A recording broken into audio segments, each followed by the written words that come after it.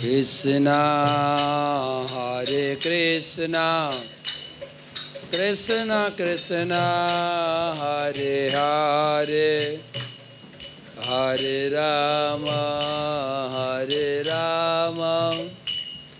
Rama Rama Hare Hare Hare Krishna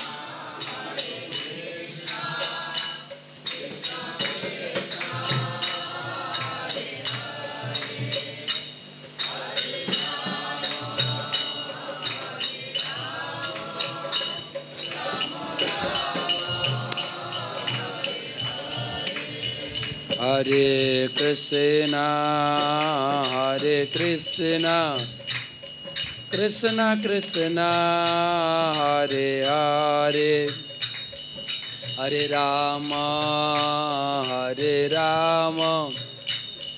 Rama Rama Hare Hare Hare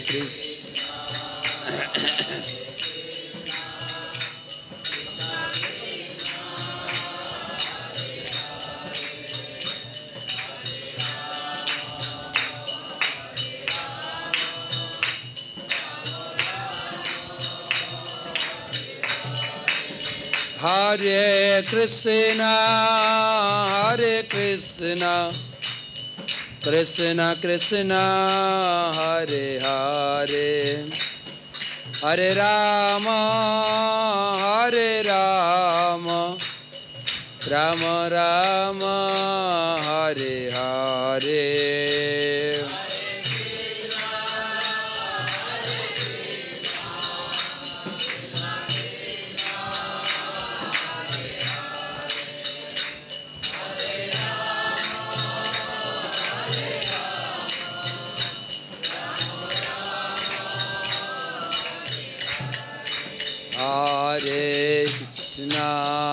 Hare Krishna Krishna Krishna Hare Hare Hare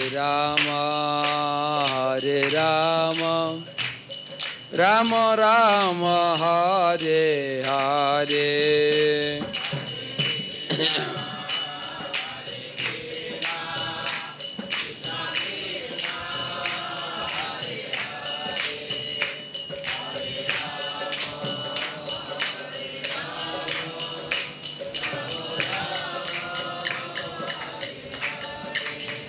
हरिनाम संकीर्तन की श्री राधा माधव की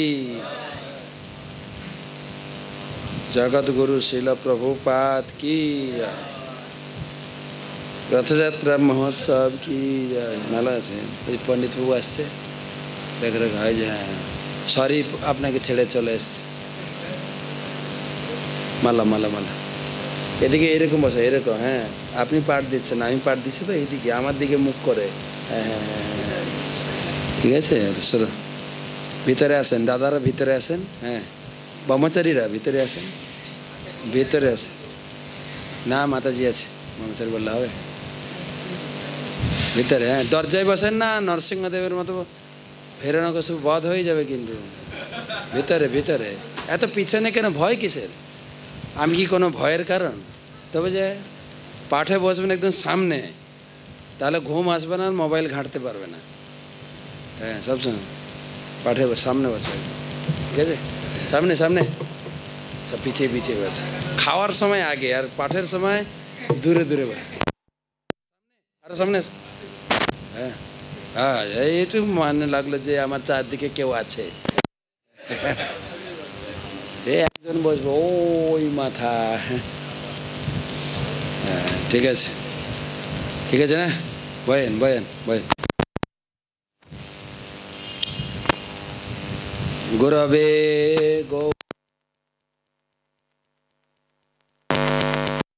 গৈতদালয়ে কৃষ্ণায় কৃষ্ণ ভক্তায় তদ্ভক্তায়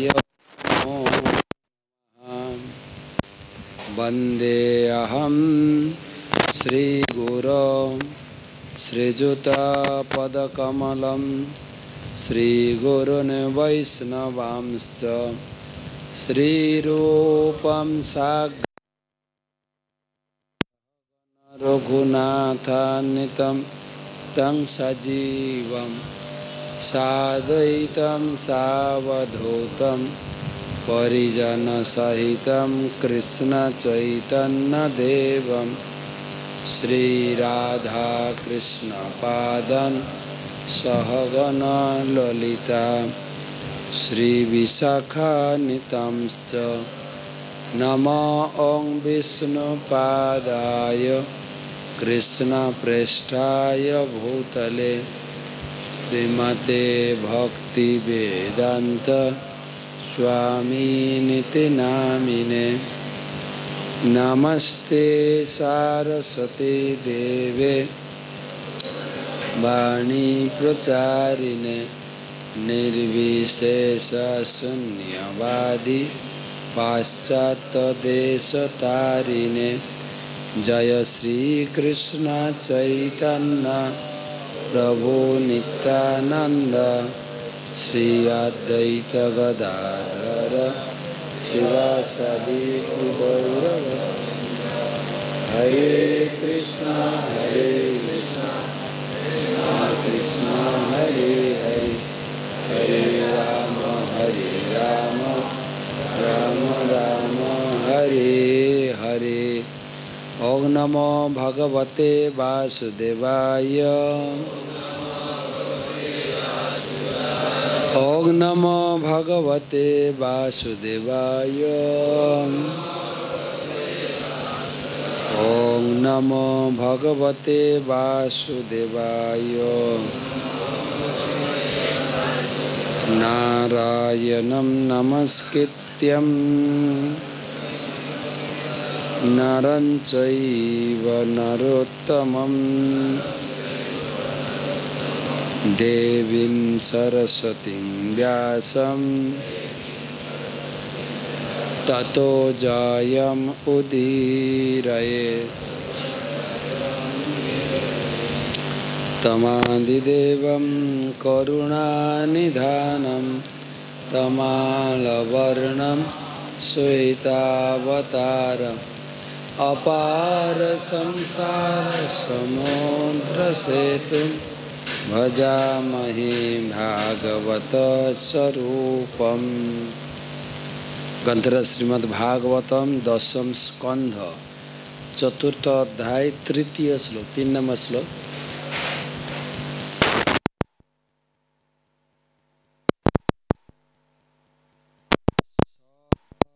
तल्पात तृणमुत्थाय कालो अयमिति विह्वलम् श्रुतिगृहमगात् तरुणम् पशलन्मुक्तमूर्धजः सतल्पातृणमुत्थाय कालो अयमिति विह्वलम् श्रुतिगृहमहातरुणम् पस्खलन्मुक्तमूर्धजः सतल्पातृणमुत्थाय कालो अयमिति विह्वलम्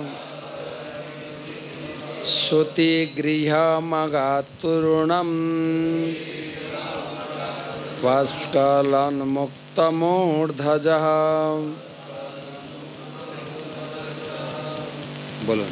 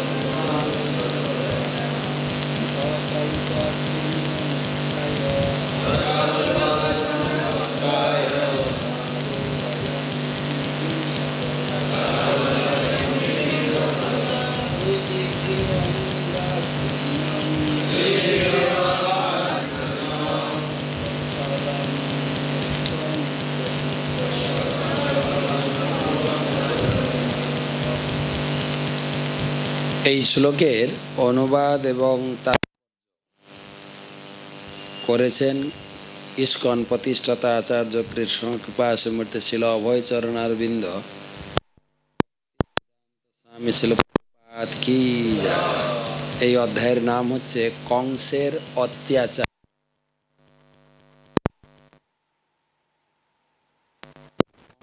তখন অতি বলবেন, আচ্ছা, কংস তখন তার শয্যা থেকে চিন্তা করেছিল, এটি হচ্ছে কাল যে আমাকে বধ করার জন্য জন্মগ্রহণ করেছে। এইভাবে উদ্বিগ্ন হয়ে কংস মুক্ত কেশে শীঘ্রই সূতিকা গৃহে উপস্থিত হয়েছিল। সূতিকা গৃহে মানে যেখানে শিশু জন্মগ্রহণ করেছে। হ্যাঁ, আমাদের পরিবারে একটা নিয়ম আছে, জন্মগ্রহণটাও অসুচি, মৃত্যুটাও অসুচি। সেই জন্য একটু আলাদা রেখে যেখানে শিশু জন্মগ্রহণ করে সূতিকা গৃহ, গৃহ হসপিটালে সব। আর এমনি ছেড়া করে যাবে, তুমি জন্ম দিচ্ছ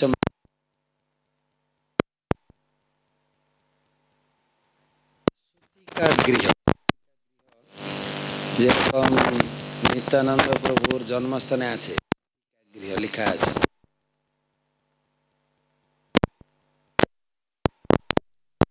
তো কংস খবর পেয়েছেন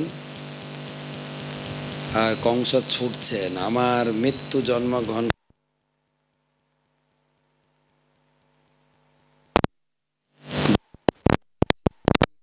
কংসকে বধ করার জন্য জন্মগ্রহণ করেছিলেন, তবুও কংস মনে করেছিল যে শিশুটিকে বধ করার এখনই উপযুক্ত সময়, সে যাতে রক্ষা পেতে পারে। কাল প্রকৃতপক্ষে ভগবানেরই একটি নাম। তিনি যখন সংহার করার উদ্দেশ্যে আবির্ভাব, তখন তাকে বলা হয় কাল। আজকে সকালে গীতার শ্লোক লিখছিলাম, দুটো করে গীতার শ্লোক লিখছিলাম। ভগবান তিনি বিশ্বরূপ দর্শন করাচ্ছেন। অর্জুন সেই ভয়ঙ্কর বিশ্বরূপ দর্শন করে, কত অধ্যায় যেন গীতায়, 3 অধ্যায় বিশ্বরূপ। কত অধ্যায়? 11 অধ্যায় বিশ্বরূপ দর্শন দেখে অর্জুনও ভয়ভীত হয়ে গেছেন। তুমি কে? এই ভয়ঙ্কর রূপে তুমি কে? কালস্মি লোক ক্ষয়কৃত প্রভিদ্ধ, আমি কাল রূপে আবির্ভূত হয়েছি। কিসের জন্য এসছো? না লোক সংহার করার জন্য। লোক ক্ষয়কৃত প্রবৃদ্ধ, তোমরা পাণ্ডবরা ছাড়া আর সবাইকে মারব। 31 নম্বর শ্লোক, 31-32 দুটো শ্লোক লিখেছি আজকে, 31-32 সব লিখছেন গীতার। লিখছেন কে কে লিখছেন গীতার শ্লোক? ব্রহ্মচারী সবাই লিখবে, অসুবিধা কোথায়? টাইম নেই নাকি ব্রহ্মচারী দিন? হ্যাঁ ব্যস্ত। পরম সুযোগ, নিজে হাতে 700 শ্লোক গীতা কর শ্লোক লিখছে। কত কত বই নিয়ে আসেন? কত বই প্রচার হয়েছে? মাত্র আমি মন্দির করেছি 15,000 দুর্গাপুরে। প্রচুর লোক লিখছে, ভক্ত সবাই। যাকে বলি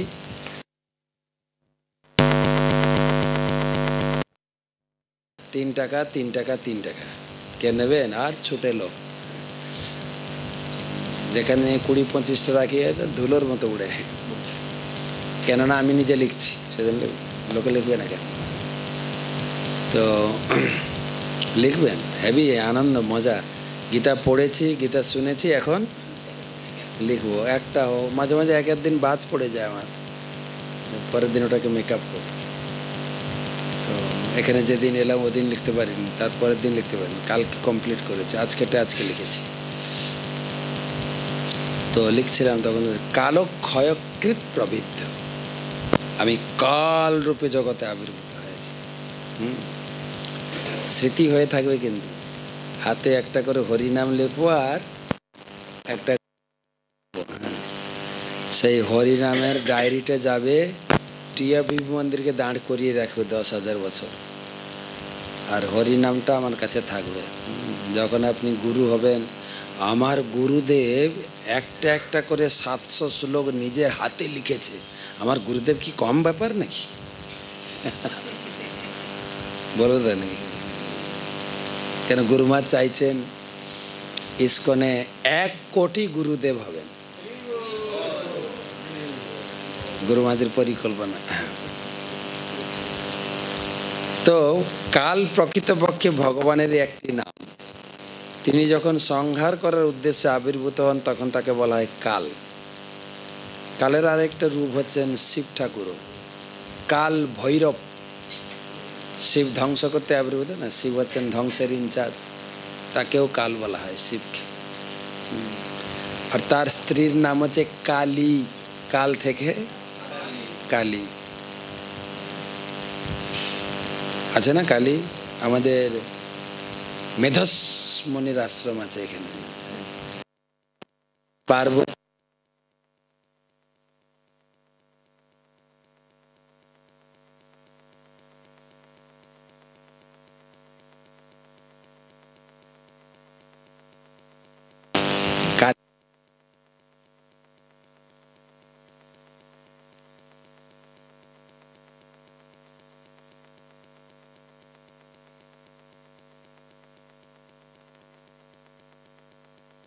প্রকৃতির নিয়মে যখন অবাঞ্ছিত জনসাধারণের সংখ্যা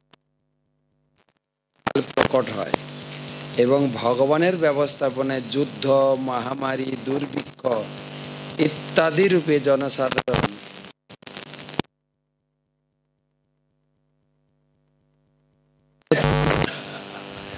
পাইকারি হারে, বলতো ভাষাটা না, পাইকারি হারে, যেরকম পাইকারি, যেরকম ভগবান বৃন্দাবন লীলা সমাপ্ত করে যখন মথুরাতে গেলেন কংস বধের পরে, এখন তো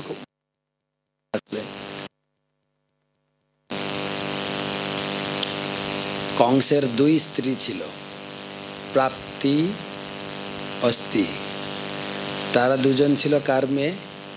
জরাসন্ধের মেয়ে। মেয়ে দুটো বাপের কাছে ফিরে গেল, বিধবা হয়ে গেছে। বাপ এত খেপে গেলেন, কৃষ্ণকে তো মারবো না, কৃষ্ণের পুরো বংশ, বিষ্ণু বংশকে হত্যা করব, শেষ করব।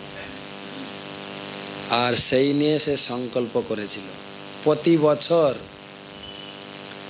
বিশাল কয়েক অক্ষয়িনী সেনা নিয়ে কৃষ্ণকে অ্যাটাক করে প্রতি বছর। আর কৃষ্ণ কি করেন? কৃষ্ণ বলরাম সব সৈন্যদের মেরে দেন, জরাসন্ধকে ছেড়ে দেন। আবার পরের বছর আর এক অক্ষয়িনী। কৃষ্ণ বলছেন তুমি জোগাড় করে নিয়ে এসো, আমি মারবো, আমি কোথায় খুঁজতে যাব? প্রতি বছর মেরেছে শেষে। আর জরাসন্ধ ছিল ব্রাহ্মণ বৈষ্ণবদের খুব সেবা করতেন। হয় না আমাদের মন্দিরে আজকে বৈষ্ণব সেবা দেব, আজকে আছে নাকি বৈষ্ণব সেবা? না, কিন্তু আমরা বৈষ্ণবরা সেবা করব, কেউ সেবা দেয়নি, তাই তো? সেবা দুপুরে, দুপুরে তো আমাকে নিয়ে আসবেন না, কি করে? তো ব্রাহ্মণ বৈষ্ণব সেবা দিতেন জরাসন্ধ। আর যুদ্ধে যখন যেতেন, ব্রাহ্মণ বৈষ্ণবদের সেবা দিয়ে আশীর্বাদ নিয়ে যেতেন। ব্রাহ্মণ বৈষ্ণবরা খেয়ে কি বলেন, আমরা সবাই যে প্রভু আজকে প্রসাদ দান করে তার জন্য একটু হরিনাম করবো, করি না?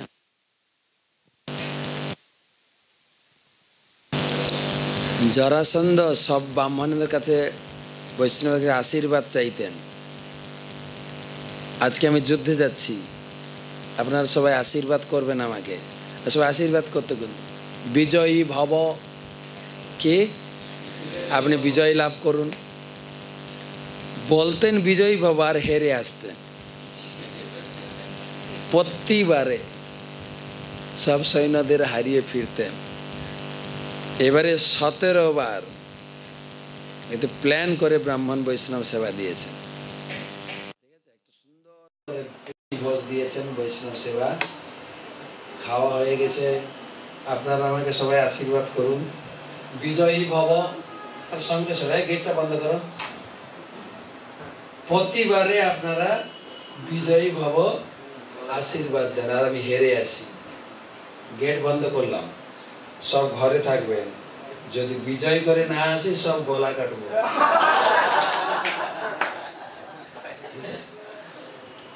আমরা যে আশীর্বাদ দিলে মানে চিন্তা ভাবনা করে আশীর্বাদ দিয়েন, কিন্তু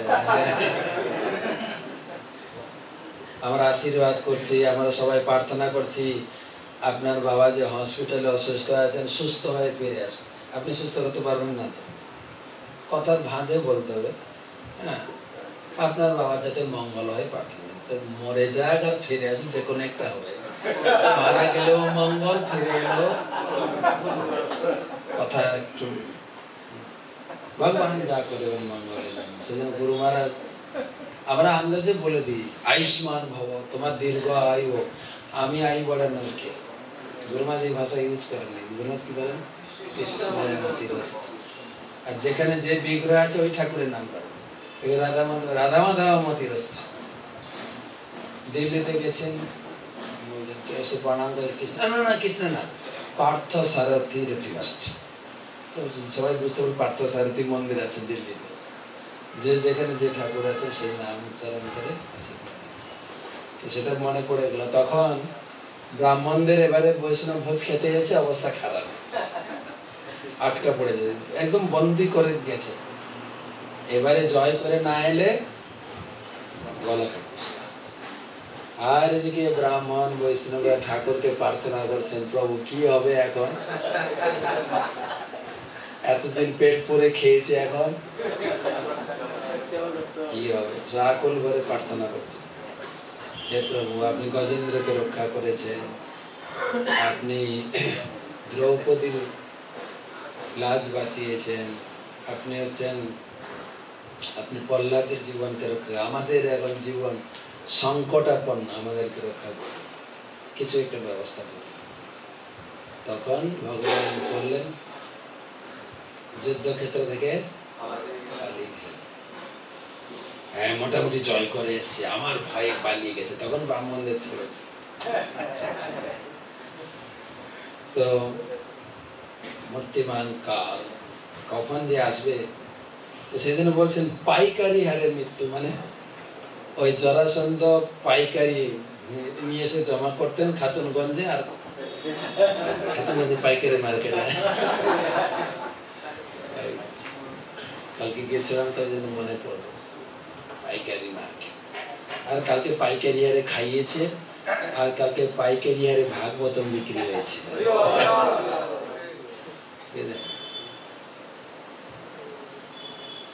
এই ভাষাটা পড়ে মনে হলো, পাইকারি হারে নিহত হয়। তখন নাস্তিক রাজনীতিবিদেরা ভগবান ও দেবতাদের কাছে আত্মরক্ষার জন্য প্রার্থনা করতে মন্দির, মসজিদ ও গির্জায় যায়। যেরকম এই করোনার পরে লোকেদের ভিতরে ধর্ম চেতনা বৃদ্ধি পেয়েছে, প্রচুর বৃদ্ধি পেয়েছে। মঠ মন্দিরে ভিড় বেড়ে গেছে। এখানকার পরিস্থিতি জানি না, আমাদের ইন্ডিয়াতে প্রত্যেকটা মানুষ, শুধু ইস্কন মন্দির না, আমাদের মায়াপুরে কিছু কিছু উৎসবে গেস্ট হাউস ভরত, দোলে রুম পাওয়া যায় না, জন্মাষ্টমী, এখন একদিনের রুম পাবেন না। 365 দিন এত ভিড় আর ভিড় বেড়ে গেছে। সেজন্য বলছেন, যখন মহামারী হয় আত্মরক্ষার জন্য লোকে মন্দিরে যায়। তার পূর্বে তারা ভগবানকে অথবা ভগবানের ইচ্ছাকে জানার কোনো প্রয়াস করে না, কিন্তু কাল আবির্ভূত হওয়ার মাত্রই তারা বলে ভগবানের কৃপা। মৃত্যু হচ্ছে মহাকাল বা ভগবানেরই একটি রূপ। মৃত্যুর সময় নাস্তিকেরা অবশ্যই মহাকালের কাছে আত্মসমর্পণ করতে হয়। ভগবান তখন তার সর্বস্ব হরণ করে নেন। মৃত্যু সর্ব হরশ্চাহম, এবং তাকে একটি শরীর গ্রহণ করতে বাধ্য করে, তথা দেহান্তর প্রাপ্তি। নাস্তিকরা সেই কথা জানে না, এবং তা জানলেও তা উপেক্ষা করে, যাতে তারা তাদের ইচ্ছা অনুসারে জীবনযাপন করতে পারে। কৃষ্ণ ভাবনামৃত আন্দোলন মানুষকে শিক্ষা দেওয়ার চেষ্টা করছে যে তারা কিছুকালের জন্য মহারক্ষক অথবা মহান প্রহরী রূপে আচরণ করলেও মৃত্যুরূপী কালের আবির্ভাব হওয়ার সঙ্গে সঙ্গে প্রকৃতির নিয়মে তাদের আর একটি দেহ গ্রহণ করতে হবে। কৃষ্ণ ভাবনামৃত সঙ্গ জানাচ্ছে সবাই, কিন্তু আমরা যারা কৃষ্ণ ভাবনামৃত আশ্রমে আছি, আমাদের তো আগে বুঝতে হবে কাল যে কোনো মুহূর্তে এসে আমাদেরকে আমাদের জীবনকে ছিনিয়ে নিয়ে যেতে পারে। যেরকম রথযাত্রা টানতে গিয়ে বগুড়ার কি দুর্ঘটনা ঘটে গেল, কে জানতো? আনন্দ করতে গেছে কাজ। তো যে কোনো গুরু মহারাজ প্রায় বলেন, পরীক্ষিত মহারাজ 7 দিনের আয়ু পেয়েছে। আমাদের যদিও 7 দিনের ভিতরেই মৃত্যু হবে, কিন্তু তাই না? আজকে শনিবার, রোববার, সোমবার, মঙ্গলবার, বুধবার, বৃহস্পতি, শুক্র, এই 7 দিনের ভিতরে মৃত্যু হবে, নাকি অন্য কোনো দিন আসবে আমার জন্য? 7 দিন সবার জন্য 7 দিন, কত 7 দিন কে জানে? সেই জন্য আমরা এই জীবনটা যে ক্ষণস্থায়ী, শুধু পড়লে হবে না, একটু যেন অনুভব করি। আর ভগবানের কৃপায় যারা আমরা ব্রহ্মচারী আশ্রমে আছি, ভগবানের কৃপায় এই সুযোগ পেয়েছি গুরু বৈষ্ণব সেবা করার, প্রচার করার একদম পূর্ণ উদ্যমে, পূর্ণ 100%, যেটা অনেক গৃহস্থের পক্ষে সম্ভব হয় না। তাদের নিজের অফিস থাকে, ব্যবসা থাকে, পরিবার থাকে, অনেক দিকে তাদের, কালকে ক্লাসে বলছিলাম, তাদের চিন্তাধারা বহুমুখী, আর সবাইকে নিয়ে চলতেও হয়। শুধু নিজের পরিবার নয়, আত্মীয় স্বজন, সমাজ, জাতি। আমি এখানে থেকে আমি যদি সমাজের জন্য, পরিবারের জন্য কিছু না করি, কেউ বলবে না এই ছেলেটা বৈরাগী হয়ে চলে গেছে, মন্দিরে আছে। কিন্তু বাড়িতে থাকলে কারোর বিয়ে, কারোর শ্রাদ্ধ, কারোর ডেড বডি নিয়ে যেতে হবে, শ্মশানে যেতে হবে, না গেলে মাইন্ড করবে, তুমি মানে আমাদের ভালোবাসে না, তাই না? বাবা মারা গেলে তুমি এবারে এলে না, অনেক কথা শুনতে। সেই জন্য সব সামাল দিয়ে তাদের পক্ষে ভক্তি করাটা অনেকটাই সংগ্রাম। আমাদের ঘর থেকে উঠো, আপনাকে নিজে মন্দিরও খুলতে হবে না, ভোগও লাগাতে হবে না, বাজারও করতে হবে, বুঝে নিয়েছি, বুঝে আপনি এসে দাঁড়িয়ে দেন সারদা। তারপরে চিন্তা করতে হবে না যে আপনি 9টায় কি খাবেন, কেন ওইদিকে কিচেন, আমি শুধু জপমালা কিনে। কিন্তু এই সুযোগ গৃহস্থদের বাজার করতে হবে, এই বাচ্চা স্কুলে যাবে, সব চিন্তা করতে হবে। কিন্তু সেটা আমাদের আগে অনুভব করা উচিত, যারা আমরা সৌভাগ্যবান মন্দিরে ব্রহ্মচারী আশ্রমে থেকে ভগবানের সেবা করার সুযোগ পেয়েছি। এই সুযোগটা গ্রহণ, এবং কালকে ক্লাসে বলছিলাম যে অন্যান্য গৃহস্থদের সম্মান করতে হবে। আপনারা যেভাবে ভক্তিটাকে ধরে রেখেছেন আপনার চরণে, না এর নিয়ম, ব্রহ্মচারী যেন গৃহস্থের নিন্দা না করে। কালকে বলছে যে যারে নিন্দে সেই ঘাড়ে এসে পড়বে, না যে যার জায়গায় বর্ণাশ্রম চারবতা পুরুষ সেন বর্ণ এবং আশ্রম বেঁধে যে যেখানে আছে বিষ্ণু আরাধ্যাতে পৌঁছান নান্যত্তোষকার। সকলের গৃহস্থের উদ্দেশ্য হচ্ছে কৃষ্ণ পূজা, ব্রহ্মচারীর উদ্দেশ্য হচ্ছে কৃষ্ণ পূজা, সন্ন্যাসী সব একই, আর সবাই আমরা গুরু মহারাজ কাছে একই নির্দেশ পেয়েছি, কিন্তু 16 মালা জপ করতে হবে, 4 নিয়ম পালন করতে হবে, আর গুরুদেবকে প্রচার কার্যে, সেটা ব্রহ্মচারী জীবনের প্রচার কার্যে সহযোগিতার সুযোগটা বেশি, যেটা গৃহস্থের পক্ষে হয়। গৃহস্থরা চিন্তা করে রিটায়ার্ড হলে না প্রভু আপনার প্রচারে সাহায্য করবে, তারা আশা করে রিটায়ার্ড হলে করবে।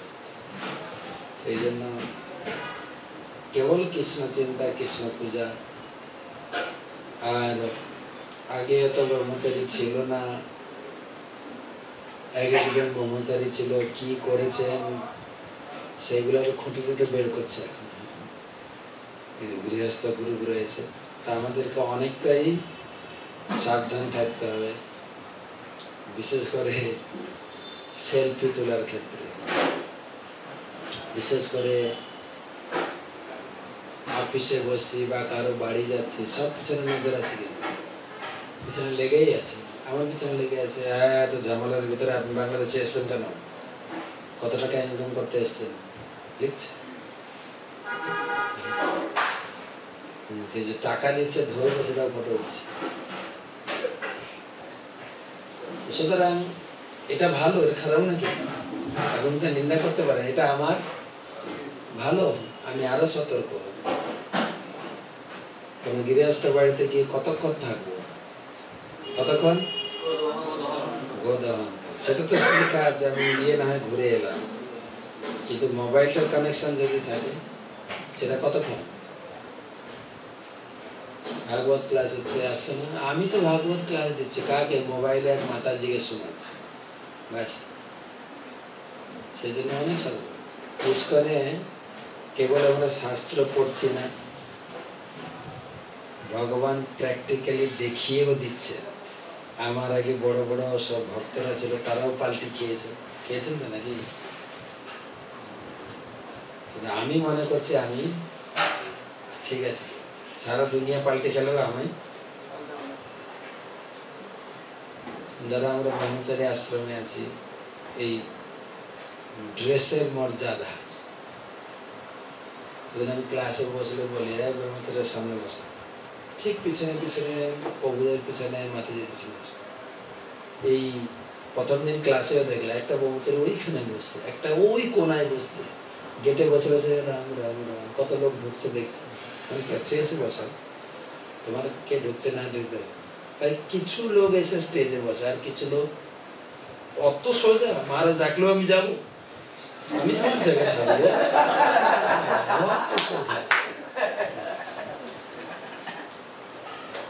তো বিচার্যের বিষয় আপনি কি করবেন। ছিল সুখদেব গোস্বামী যখন প্রবচন দিচ্ছিলেন, বিশাল সভা ছিল, বেশি লোক ছিল না, মাত্র 60,000 লোক ছিল, বেশি লোক ছিল কত? খালি করে লেকচার দিচ্ছেন সুক্তালে, এখন জায়গাটা আছে হরিদ্বারের পাশে, কয়েকবার গেছি সুক্তাল, গঙ্গা নদীর পাশে, কয়েক প্রবেশন করেছিলেন না গঙ্গার তীরে, সেই গঙ্গা নদী এখন আছে, ছোট্ট ধারা, আর সেই বট গাছ এখন আছে, যে বট গাছের নিচে তিনি পাঠ করেছেন। সবাই বসেছেন, যেখানে তার পিতার গুরুদেব, পিতা হচ্ছেন ব্যাসদেব, নারদ মুনি, ভৃগু ঋষি, তারপরে আমাদের ক্ষত্রিয় নিধনকারী ভগবান, কি নাম? পরশুরাম। পরশুরাম একা আসেননি, বিশাল বিশাল। আর একদম লাস্টে বসেছেন সুত গোস্বামী। কেন? সব মুনি ঋষি, ব্রহ্মর্ষি, যোগী, রাজর্ষি সব বড় বড়, আর তিনি ছিলেন শূদ্র, তাই সভা থেকে দূরে ছিলেন, তিনি শূদ্র ছিলেন। তখন সুখদেব গোস্বামী, এই সুত দাঁড়াও, দাঁড়াও। সুত গোস্বামী কাছে বসিয়েছে, একদম সামনে। কেন? পিছনে বসলে অনেক কথা শোনা যায় না, আরেকটা আছে মনও বসে না। একটু মোবাইলটা ঘাটি দেব, হোয়াটসঅ্যাপটা এদিকে কথাও শুনছি এদিকে, আর সামনে বসলে একটু ঘুমানো যায় না, পিছনে বসলে মোটামুটি আবার পাঠ যদি চলতে চলতে 9টা পেরিয়ে যায় তো উঠতেই পারবো না তো সামনে, তাদের পিছনে গিয়ে খেতে বসতে পারবো, অনেকগুলো স্থান আছে পিছনে, সামনে বসে উঠতেই পারবো না, তাই না?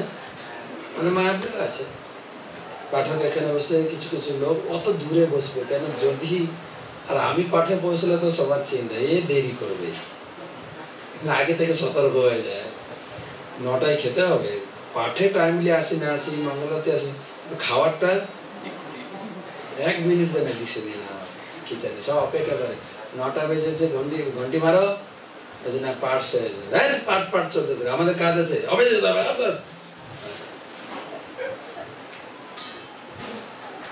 সুত গোস্বামীকে সামনে বসিয়েছে, কেন বসিয়েছে ভালো করে শুনো, পরবর্তী গুরু তুমি একদম অনুমোদন করেছে, সেই জন্য তোমাকে আমার কথা সব শুনতে হবে, শুনতে হবে সব, তার মানে তুমি কি করে বলবো? আর তখন বই ছিল না, বই ছিল না, কি ছিল? শ্রুতি। কোথায় পাবে তুমি? বসো, সামনে বসো। তিনি শূদ্র ছিলেন, সবাই বসার যোগ্য না, কিন্তু অনুমোদন করেছেন কে? গুরুদেবের অনুমোদন, কে কিছু বলবো? এইদিকে বসাতে শুনিয়েছে, শোনানোর পরে সুত গোস্বামী, আমার ভাগবত পড়ছি, সুত গোস্বামীর ভাগবত, এই সুত গোস্বামী 3 জনের কৃপা লাভ করেছিলেন, সাক্ষাৎ সুখদেবের কৃপা লাভ করেছিলেন, আর বলরাম তো তার বাবা ছিলেন পাঠক, এই পাঠক ছিল না, রমহর্ষণ, কিন্তু জগৎকে শিক্ষা দেওয়ার জন্য বলরাম তাকে বধ করলেন, পাঠ করছেন 28,000 মুনি ঋষি ছিল, বেশি না, আর বলরাম এসে গেছেন, পাঠ করতে আছে, উঠে সম্মান জানলেন, বলরাম গেলেন খেতে, ঘাস নেই, মেরে দিল, ঘাস ছুঁয়ে, আর কেউ ভয়ে বলছে, আরে একজনকে মেরেছে, আর কেউ ভয়ে মুখ খুলছে না, সবাই উঠে দাঁড়িয়ে বলরামকে প্রণাম করে, বলরাম আমাদের একটু ভাগবত শোনার ইচ্ছা ছিল, তাই চিন্তা করেন না, আমি দিচ্ছি। তখন বাপকে হাঁটিয়ে ছেলেকে বসিয়ে দিলেন, একদম 2 হাত ভরে আশীর্বাদ করবে, তোমাদের যা চাহিদা ছিল ভাগবত শোনার, এই শোনাবে, মনে করো না যে বাবা ছেলেগুলো খেয়েছিল, এই শোনাবে।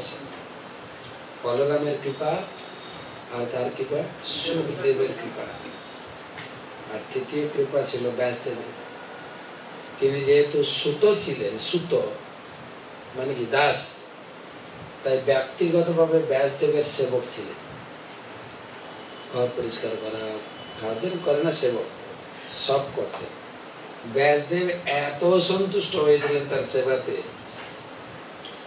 একদিন বুকে জড়িয়ে ধরেছেন, বুকে জড়িয়ে ধরে বলছেন, আমার হার্ড ডিস্কে যা ফাইল আছে ট্রান্সফার করলাম, পুরো একদম গড়গড় করে বলছে। 3 জনের কৃপা।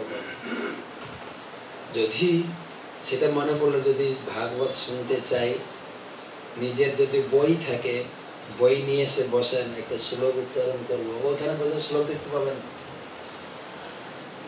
আর শ্লোক উচ্চারণ করতে করতে শিখবো। আমাদের সব শিখতে হচ্ছে, তেমনি নাকি আগে ঘরে সংস্কৃত পড়তাম, শ্লোক উচ্চারণ করছে, আমিও দেখে দেখে সুর শিখবো, তারপরে অনুবাদটা প্রভু অনুবাদ করছে, আমি মিলাবো, তবেই না ভাগবত পাঠ। এসে বসে গেলাম, মোটামুটি 9টা বাজছে না কেন, এখনো গল্প করছে না, ভাগবত করছে।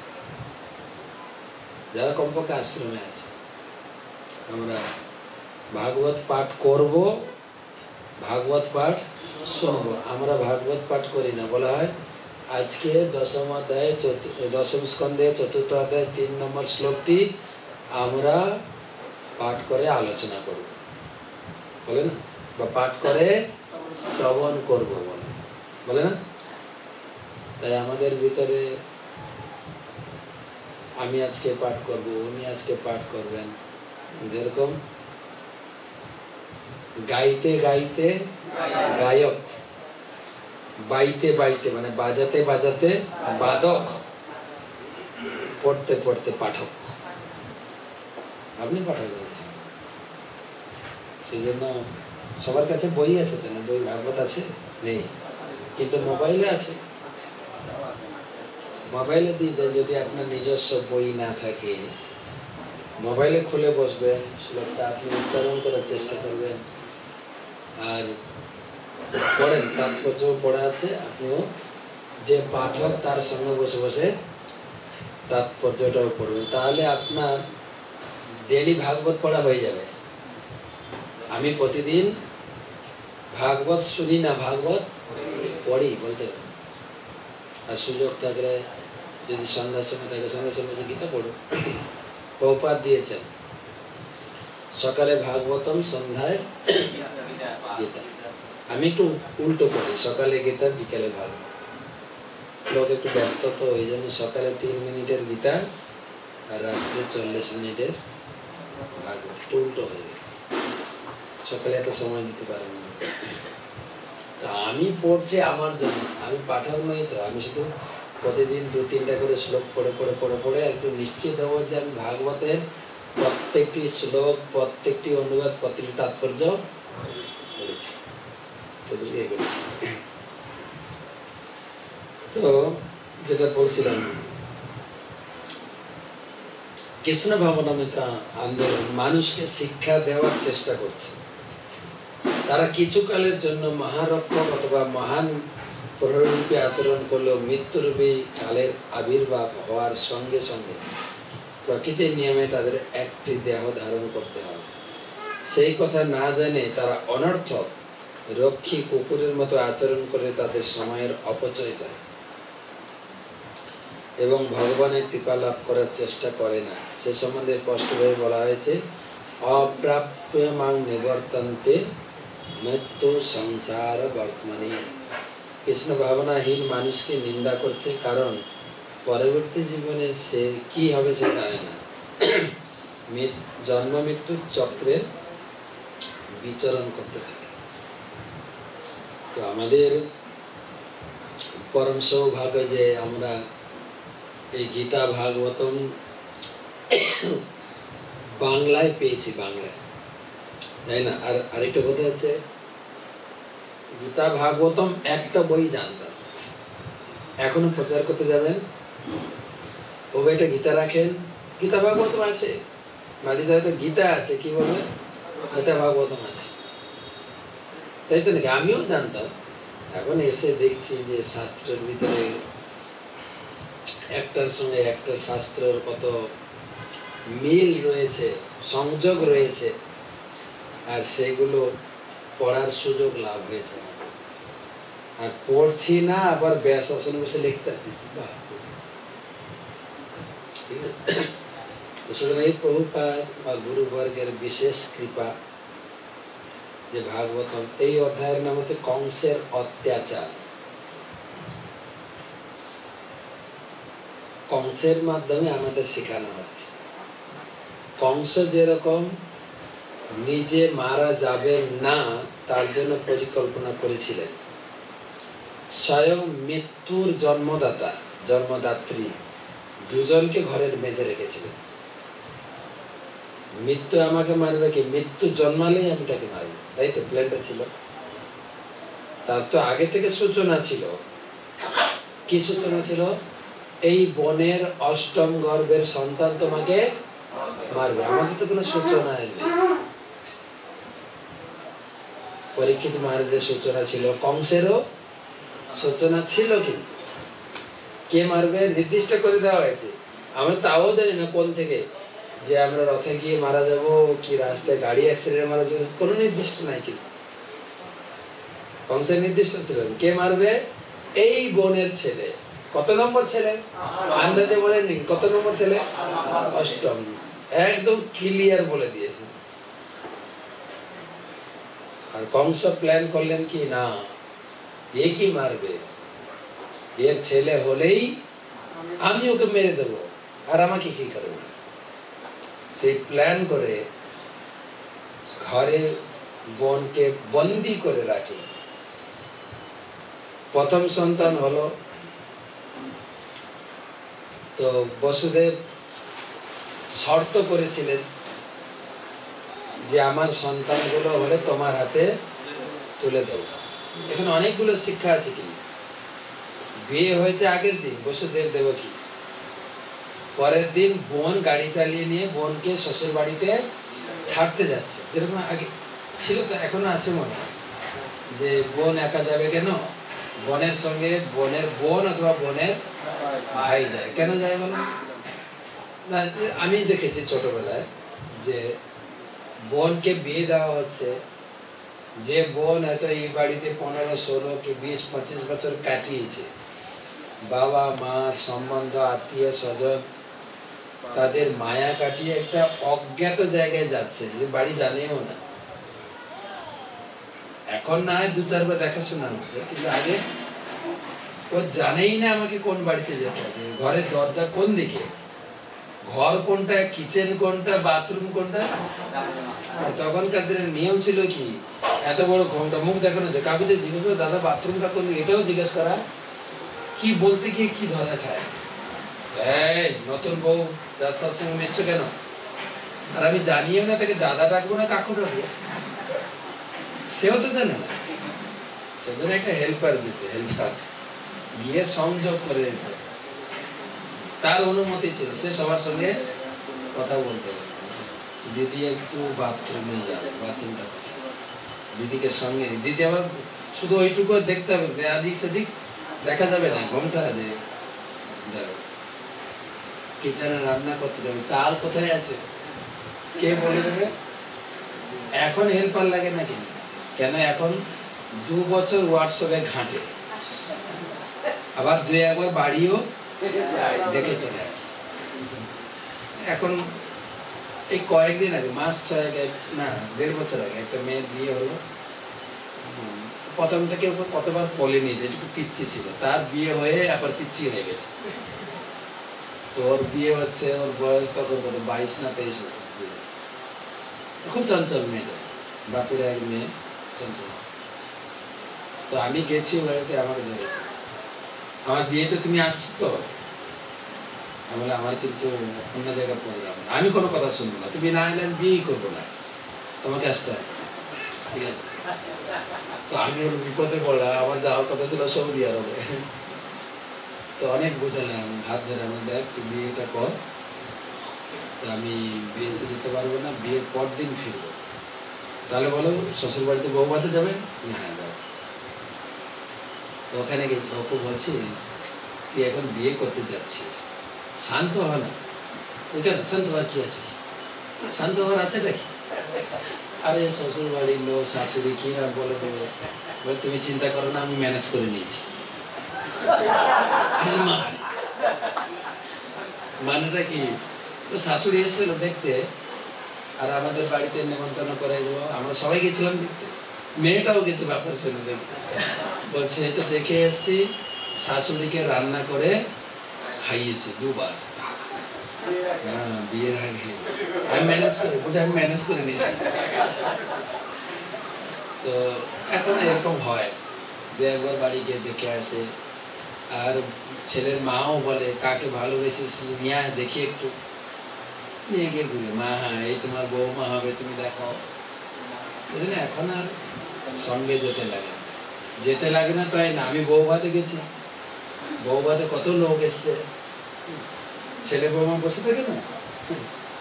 আমার যাওয়ার কথা 6টায়, আমি বলছি 8টায়, ট্রেন লেট ছিল অনেক দূর। ও শুনতে পেয়েছে আমি আসছি, ও সিংহাসন থেকে উঠে, ও বসে সব ছবি ছবি ছিল না, ওখান থেকে দৌড়েছে, এই তোমার এত লেট হলো, সবার সামনে হাত ধরে, তোমার এত লেট হলো। আমি সন্ন্যাসী, একটু দূরে দাঁড়িয়ে কথা বলো না, তুমি একে বলো এত লেট করে কেন আসছো। আর হাত ধরে ধরে নিয়ে গেছে, বলে তোমার সঙ্গে একটা ফটো তুলি। আগলি নাকি, বস চুপ কর, তোমার ভয় ভিতর কিছুই নেই। প্রশ্ন আছে, কংস নিজে যাচ্ছেন বোনকে আদর করে ছাড়তে, আবার যাত্রী যাতে নিজে গাড়ি চালিয়ে নিয়ে যাচ্ছে, তাই না?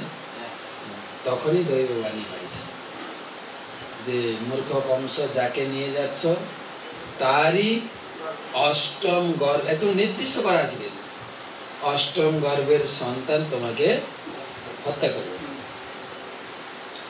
আর যারা ভোগী লোক তাদের মৃত্যু কথাটা শুনতে চায় না, যার জন্য স্কুল কলেজ ইউনিভার্সিটিতে মৃত্যু নিয়ে আলোচনা, তা ওই কলেজ আর কেউ যাবে না। অন্য কথা বলো না, মৃত্যু মৃত্যু কেন বলো? সেই জন্য যত ফুর্তি করার কথা বলে, ফুর্তি, এটা করলে এটা পাবে, ওটা করলে এটা পাবে।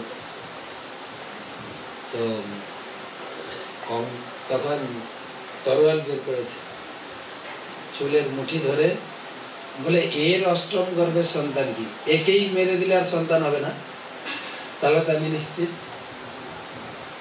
হত্যা করতে চাইছে। আর বসুদেব তাকে রক্ষা করতে চাইছেন। কেন? বসুদেব বিয়ে করেছেন। মহিলাদের 3টি আশীর্বাদ, বিয়ের আগে পিতা মাতা, বিয়ের পরে স্বামী।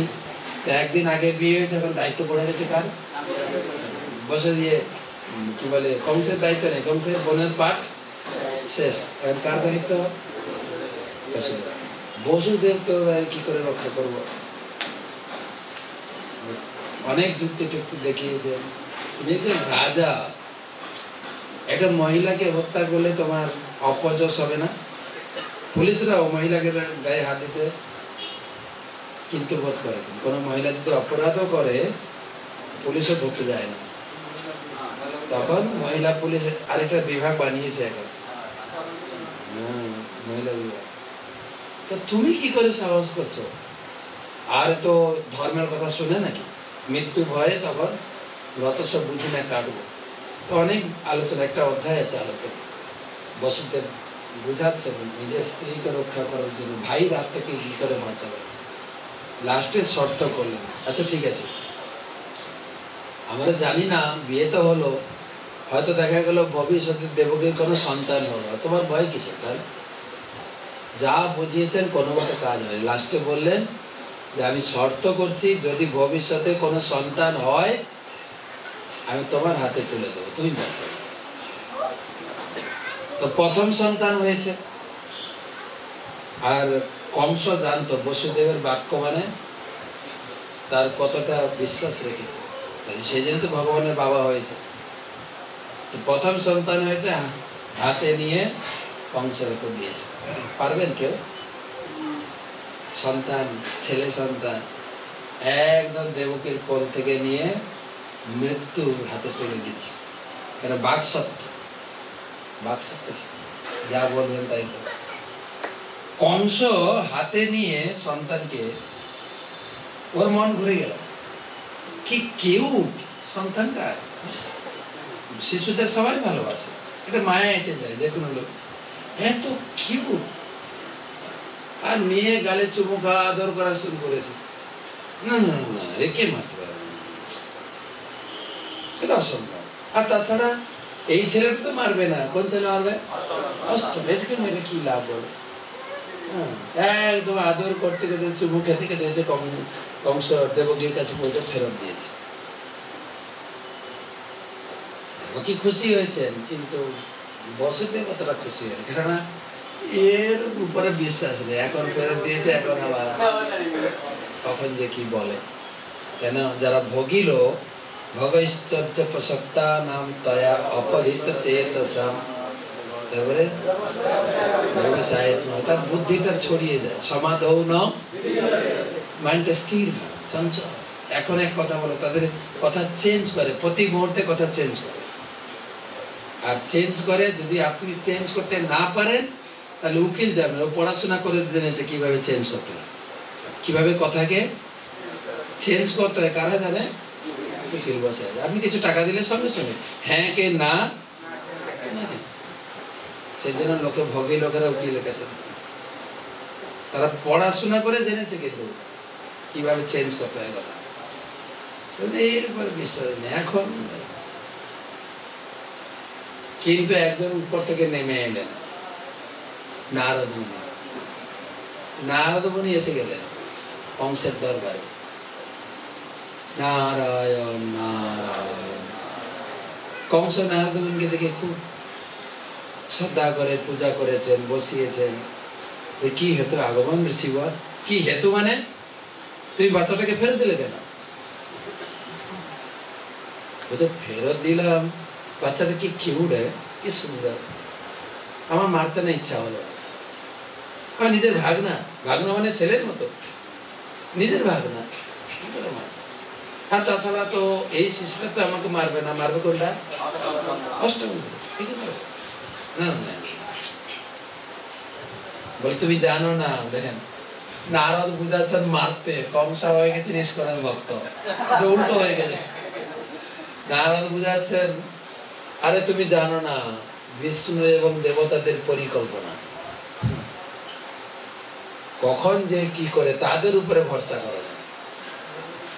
তখন একটা সুতো নিয়েছে, সুতো নিয়েছে, সুতোতে 8টা গিট মেরেছে, সুতোটা এরকম ধরেছে, এটা গুণত নিচ থেকে 1 2 3 4 5 6 7 8। আচ্ছা, তাহলে এটাকে যদি 1 মনে করো, তাহলে 8 হচ্ছে উপরে যে সুতোটা ঘুরিয়ে দিয়েছে, 8টা এসে গেল 1 নম্বরে। 8 7 6 5 4 3 2 আরে এটাও তো 8 হতে পারে। হ্যাঁ, ইন্দ্র কংস চাইছেন বাঁচাতে, আর নারদ চাইছেন, কে ভক্ত আর কি করে মিলাবে?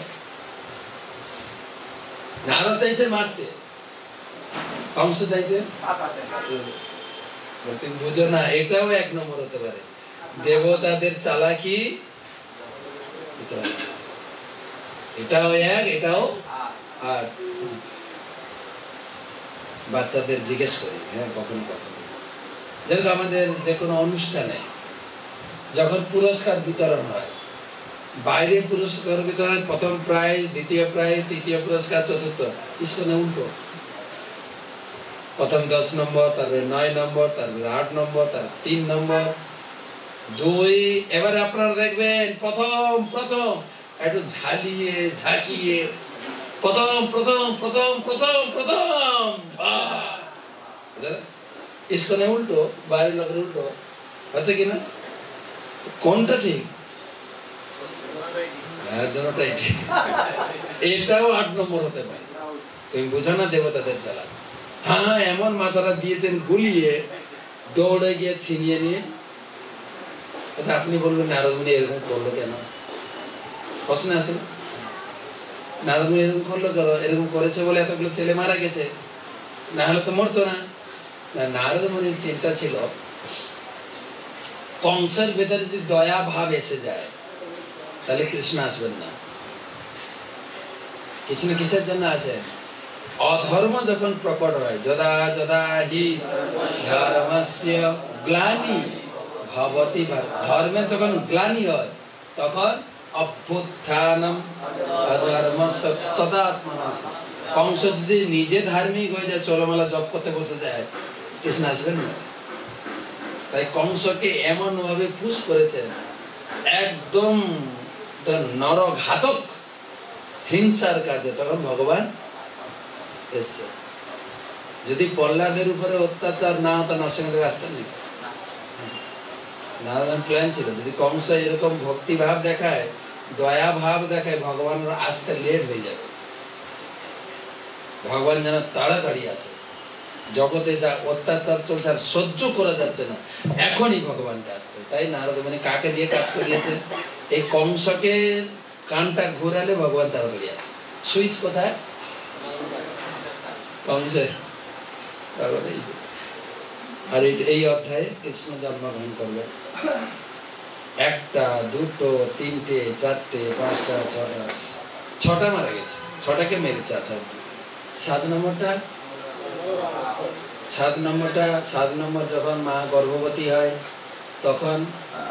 তখন দুর্গা দেবীকে ভগবান ডেকেছেন হোয়াটসঅ্যাপে, গচ্ছ দেবী বদম ভদ্রে গোপ গোপ ভি অলঙ্কৃত। দেবী, আমার একটা কাজ করতে হবে, আমার নাটকের লোক লাগবে, এখানে আসো, একটা প্লেয়ার লাগবে। বলে কি করতে হবে?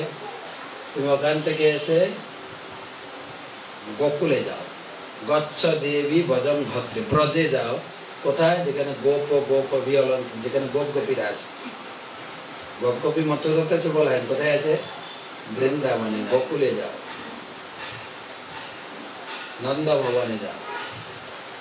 নন্দ ভার্যাস্তে, নন্দ মহারাজের ভার্যা, তিনি হচ্ছেন যশোদা, ওখানে যাও। কি করব না, করবে এটাই প্রথম কাজটা। হচ্ছে কি প্রথম কাজটা, আমার মা গর্ভবতী বলে, তুমি জন্মালে না মা গর্ভবতী হবে না? তুমি তো আসে 8 নম্বরে, তুমি জন্মালে না মা গর্ভবতী হলো কি, তুমি কি করে জানলে? ভগবান, তিনি তো সবার বাপ, তার আবার বাপ মা হবে কে? তিনি সবার বাপ, তিনি সবার মা। কৃষ্ণ মাতা, কৃষ্ণ পিতা, কৃষ্ণ ধন প্রাণ। আমার ব্রহ্মচারীরা যেন মোবাইল বা টাকা পয়সার জন্য ধন না, কি ধন? কৃষ্ণ, কৃষ্ণ নাম, কৃষ্ণ কথা, ভাগবত। মদেক বন্ধু, আমার একমাত্র বন্ধু হচ্ছে ভাগবত আর কৃষ্ণ, মাধব, জগন্নাথ। এটাই উপলব্ধি করা। তো কৃষ্ণ পিতা আমরা বুঝলাম, কৃষ্ণ মাতা কি করবে? প্রশ্ন আছে না? কৃষ্ণকে আমরা পিতা বলতে, মা বলবো কৃষ্ণকে? কৃষ্ণ মাও হয়েছেন, ব্রহ্মাকে জন্ম দিয়েছেন কিভাবে? ব্রহ্মার মা বাবা সব একাই। ব্রহ্মার মা বাবাকে ভগবান একাই। লক্ষ্মীকে পরে যেরকম অনেক হয় না, ধরো আমার বাবা 2টো বিয়ে করেছে, আমি আগের পক্ষের ছেলে, তো পরে বাবা বিয়ে করে মা বলতে হয় নাকি? নাকি বলবো না, আমার মা ছাড়া কাউকে মা বলবে না। তাই ব্রহ্মা মা বলে লক্ষ্মীকে, কিন্তু লক্ষ্মী অরিজিনালি ব্রহ্মার মা নয় তো। ব্রহ্মার মা কে? ভগবান। সেই জন্য কথাটাকে সত্য করতে হবে। কৃষ্ণ মাতা, কৃষ্ণ পিতা। ব্রহ্মাকে কিরকম জন্মেছে? নারীর সঙ্গে কানেকশন, নারী থেকে পদ্ম, পদ্ম থেকে জন্ম। আমরা তো এত পুণ্যবান নেই, পদ্মটা থেকে হয় না, কিন্তু নারীটা আছে। মায়ের নারী থেকে কানেকশন হয়ে জন্মগ্রহণ করেছি, আর ডাক্তাররা নারীটা কেটে দিয়ে মা থেকে আলাদা করেছে। এই সিস্টেমটা তো একই সিস্টেম। ব্রহ্মার জন্ম, আমাদের জন্ম সিস্টেম একই। ব্রহ্মার সঙ্গে সরাসরি ভগবানের কানেকশন ছিল, আর আমাদের ঘুরিয়ে ফিরিয়ে এত কানেকশন বেড়ে গেছে, ভগবানকে ভুলে গেছে। কয়েক পিড়ি চিড়চিড়ি এসে মার কাছ থেকে জন্মগ্রহণ করেছে, কানেকশন নেই। তো ব্রহ্মা, সেই ভগবান মাতা এবং পিতা, তাকে সেদিন বলছেন আমার মা গর্ভবতী। দুর্গাকে বলছেন তুমি যাও, 7ম গর্ভবতী মা, 7ম গর্ভ। তো তার গর্ভটাকে নিয়ে নন্দ মহারাজের গিয়ে রোহিণী আছে, বসুদেবের আরেকজন স্ত্রী। বাবা ঠিক থাকলো, কিন্তু শুধু মা চেঞ্জ হচ্ছে। কেউ বলতে পারবে না কার ছেলে, কার ছেলে? বসুদেবেরই ছেলে, মা আলাদা হয়ে যাচ্ছে। কারণ ঔরস তো একজনের, বসুদেবের ঔরস, ঔরস ঠিক থাকছে, শুধু মা চেঞ্জ হচ্ছে। যেরকম হসপিটালে করে, আপনারা তো 2-3টা মেয়ে আছে, ঠিক আছে, এত চেষ্টা করছেন ছেলে ছেলে হচ্ছে না। এটা যদি ছেলে হয় ঠিক আছে, মেয়ে হয় কার সঙ্গে এক্সচেঞ্জ করে দেয়, নার্সটা করে অনেক টাকা খেয়ে, এর মেয়ে ওর কাছে, ওর ছেলে ওর কাছে করে। ওই কাজটা শিখিয়েছেন দুর্গাদেবী। নার্সদের দোষ দিলে হবে না, কে শিখিয়েছে? দুর্গাদেবী ভগবান নির্দেশে এলেন, এসে দেবকীর গর্ভ থেকে নিয়ে রোহিণীর গর্ভে স্থাপন করলেন। আর এদিকে কংস শুনলো দেবকীর গর্ভ নষ্ট হয়ে গেছে। ভালোই হলো, আমাকে নিজে হাতে মারতে হলো না, আমার ভয়ে গর্ভেই মরে গেছে। আমি কম বড় ব্যক্তি নাকি, আমাকে কি মারবে? আমার ভয়ে ওই গর্ভেই মরে গেছে। ও এরকম চিন্তা করে কলা খাচ্ছে, কিন্তু হয়েছে তো অন্য জিনিস। ওখানে চলে গেলেন, বলে তারপরে কি করবে না, তুমি জন্মাবে যশোদা মায়ের গর্ভে, আমি জন্মাবো আমার মায়ের গর্ভে। আপনি বলতে পারেন যে এই প্রক্রিয়াটা কিরকম লাগছে না? 6টা সন্তান মারা গেল, মানে 6 শত্রু।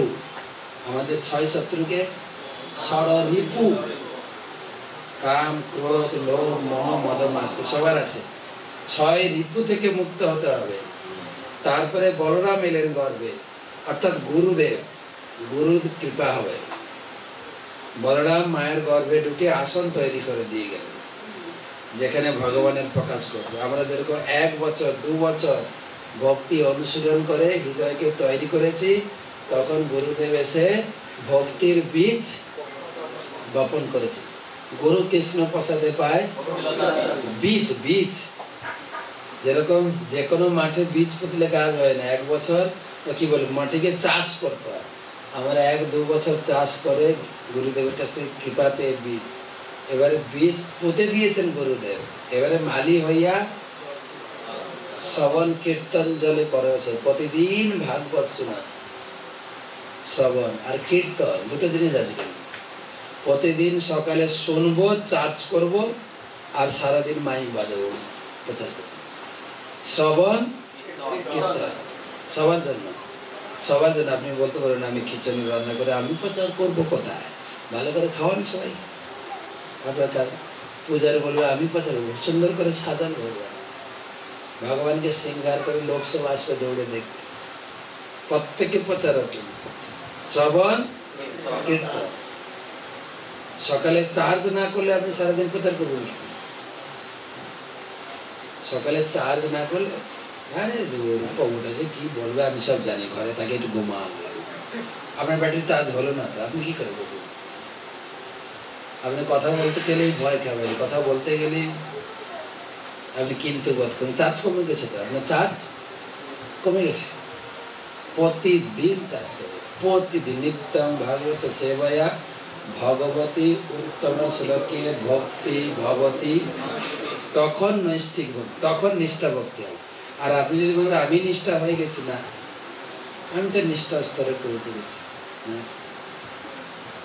আমাদের ভগবানের কৃপায় এত ভক্ত একসঙ্গে আছে। অনেক মন্দিরে তো একজন ব্রহ্মচারী আছে। আমরা গেলাম সীতাকুণ্ডতে, কজন আছে? সে পড়বে কি আর শুনবে কি? কিন্তু আমাদের তো ভগবানের কৃপায় একজন পাঠ করবে, 5-10 জন বসে শুনবো। আর যিনি পাঠ করবেন তিনি যদি দেখে অনেকজন বসে শুনছে, তখন তার ভিতরে একটা উৎসাহ হয়ে যাবে। আর তার থেকে বড় উৎসাহ থাকে জানেন, আমাদের পরম পূজ্য রাধা গোবিন্দ মহারাজ বলেন, উনি এক জায়গায় ভাগবত পাঠ করছিলেন, আমি গেছিলাম। তো আমরা সংকীর্তন ভক্তরা গিয়েছিলাম প্রায় 12-13 জন। তো আমরা বসে শুনছি। মহারাজ বলেন, এই যত ব্রহ্মচারী আছে সামনে এসে বসে।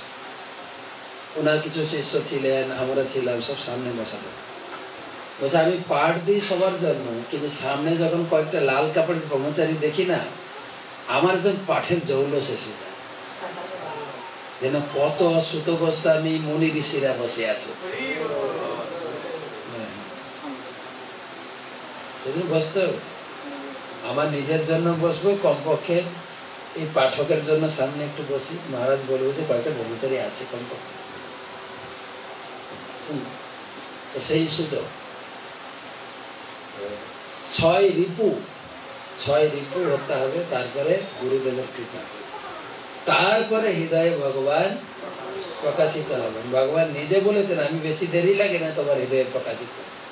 কি করে হৃদয়ে প্রকাশিত হয় কালকে আলোচনা হচ্ছে। ভাগবতের 2য় শ্লোক পড়ে, ধর্মাপচ্ছিত ঐতবত্র নির্মৎসরাণং সতম বেদ্যং বাস্তব বস্তু শিবদম তাপত্রয় উন্মূলনম। শ্রীমদ্ ভাগবতে মহামুনি কৃতে কিং বা পরিশ্বরঃ সদ্য হৃদি অবরুদ্ধতে উত্র পৃথিবী শুশ্রূষভি তৎক্ষণাৎ। সদ্য তুমি ভাগবত পড়ার সাথে সাথে ভগবান তোমার হৃদয়ে আসে। সদ্য আপনি বলবেন হৃদয়ে তো ভগবান আছেন, আবার ভগবান আসবেন কোত্থেকে?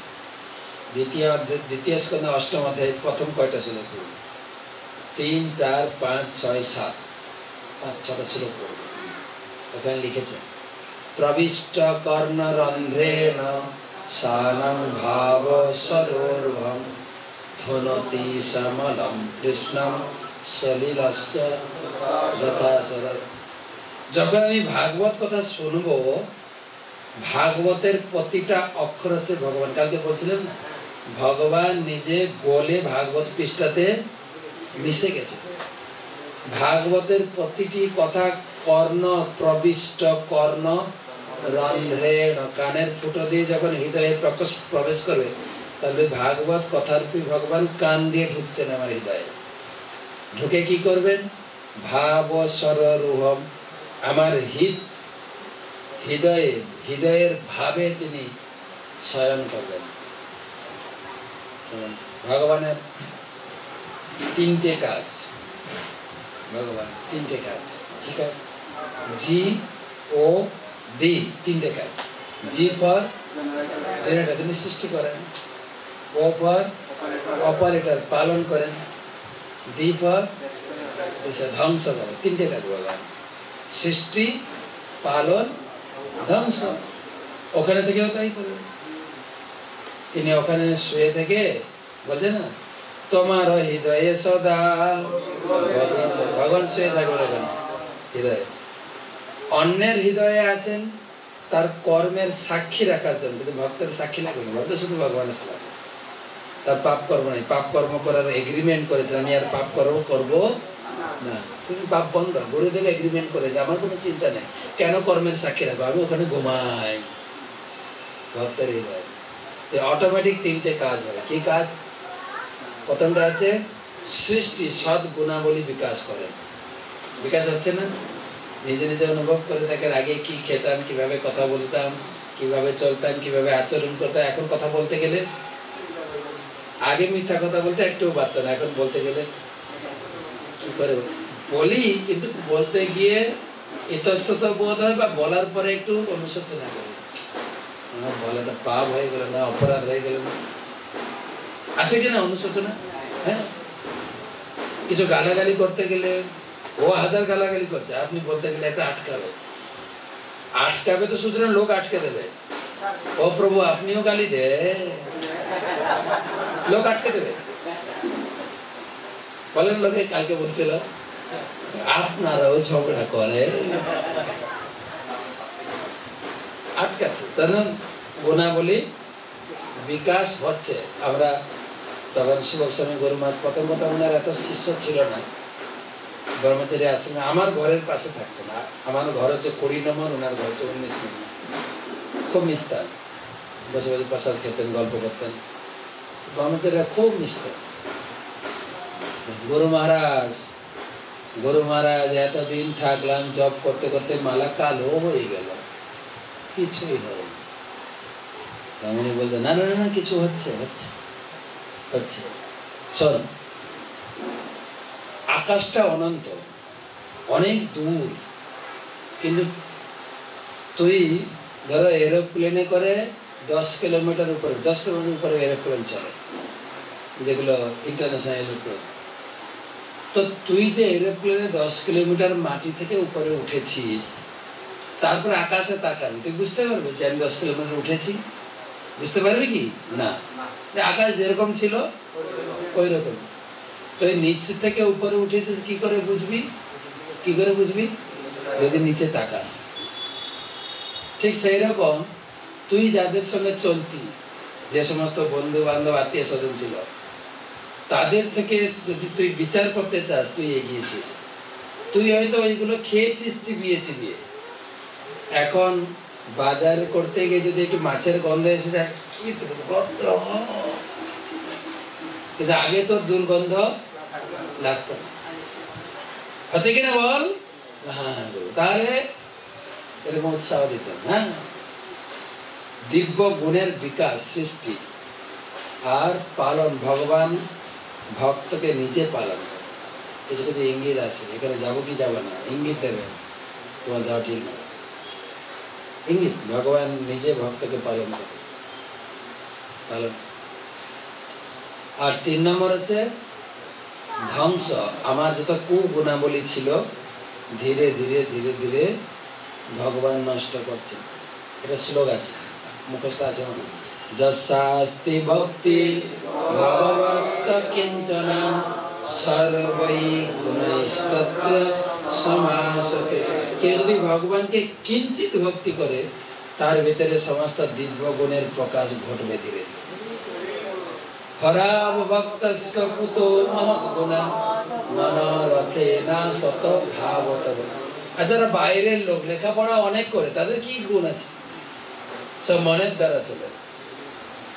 তাই ভগবানের ভক্ত, কৃষ্ণ ভক্তে কৃষ্ণের গুণ সকলই সঞ্চারে। এই 26টা যে গুণ আছে ধীরে ধীরে ধীরে ধীরে প্রকাশ পাবে, ধৈর্য ধরে থাকবে। গুরু মহারাজ বলছেন, কাঁচা আম পাকা আম, গাছে আম থাকলে কাঁচা আম, কিন্তু গাছে জুড়ে থাকলে পাকা। গাছ থেকে আলাদা হয়ে গেলে আর জুড়ে থাকলে ভগবানের সঙ্গে ঈশাবাস্য ইদম সর্বম, ভগবানের সঙ্গে জুড়ে থাকলেই ধীরে ধীরে ধীরে ধীরে আমার ভিতরে দিব্য গুণের প্রকাশ পাবে। এবং ভক্তির 6টা অঙ্গের ভিতরে তাই বলা হয়েছে। প্রথম লক্ষণটা ভক্তির। কারা কারা ভক্তি শাস্ত্রে করেছে? ভক্তি শাস্ত্রে কারা কারা করেছে? ব্রহ্মচারীর শুধু হাত তুলো। ভক্তি শাস্ত্রে সবার হয়ে গেছে? হয়েছে? যত নতুন জয়েন করবে, আপনাদের এনডিপি কোর্সের যা আছে আছে, পিডিসি, এসি, ওসি যা আছে করবে, কিন্তু ভক্তি শাস্ত্রী মাস্ট।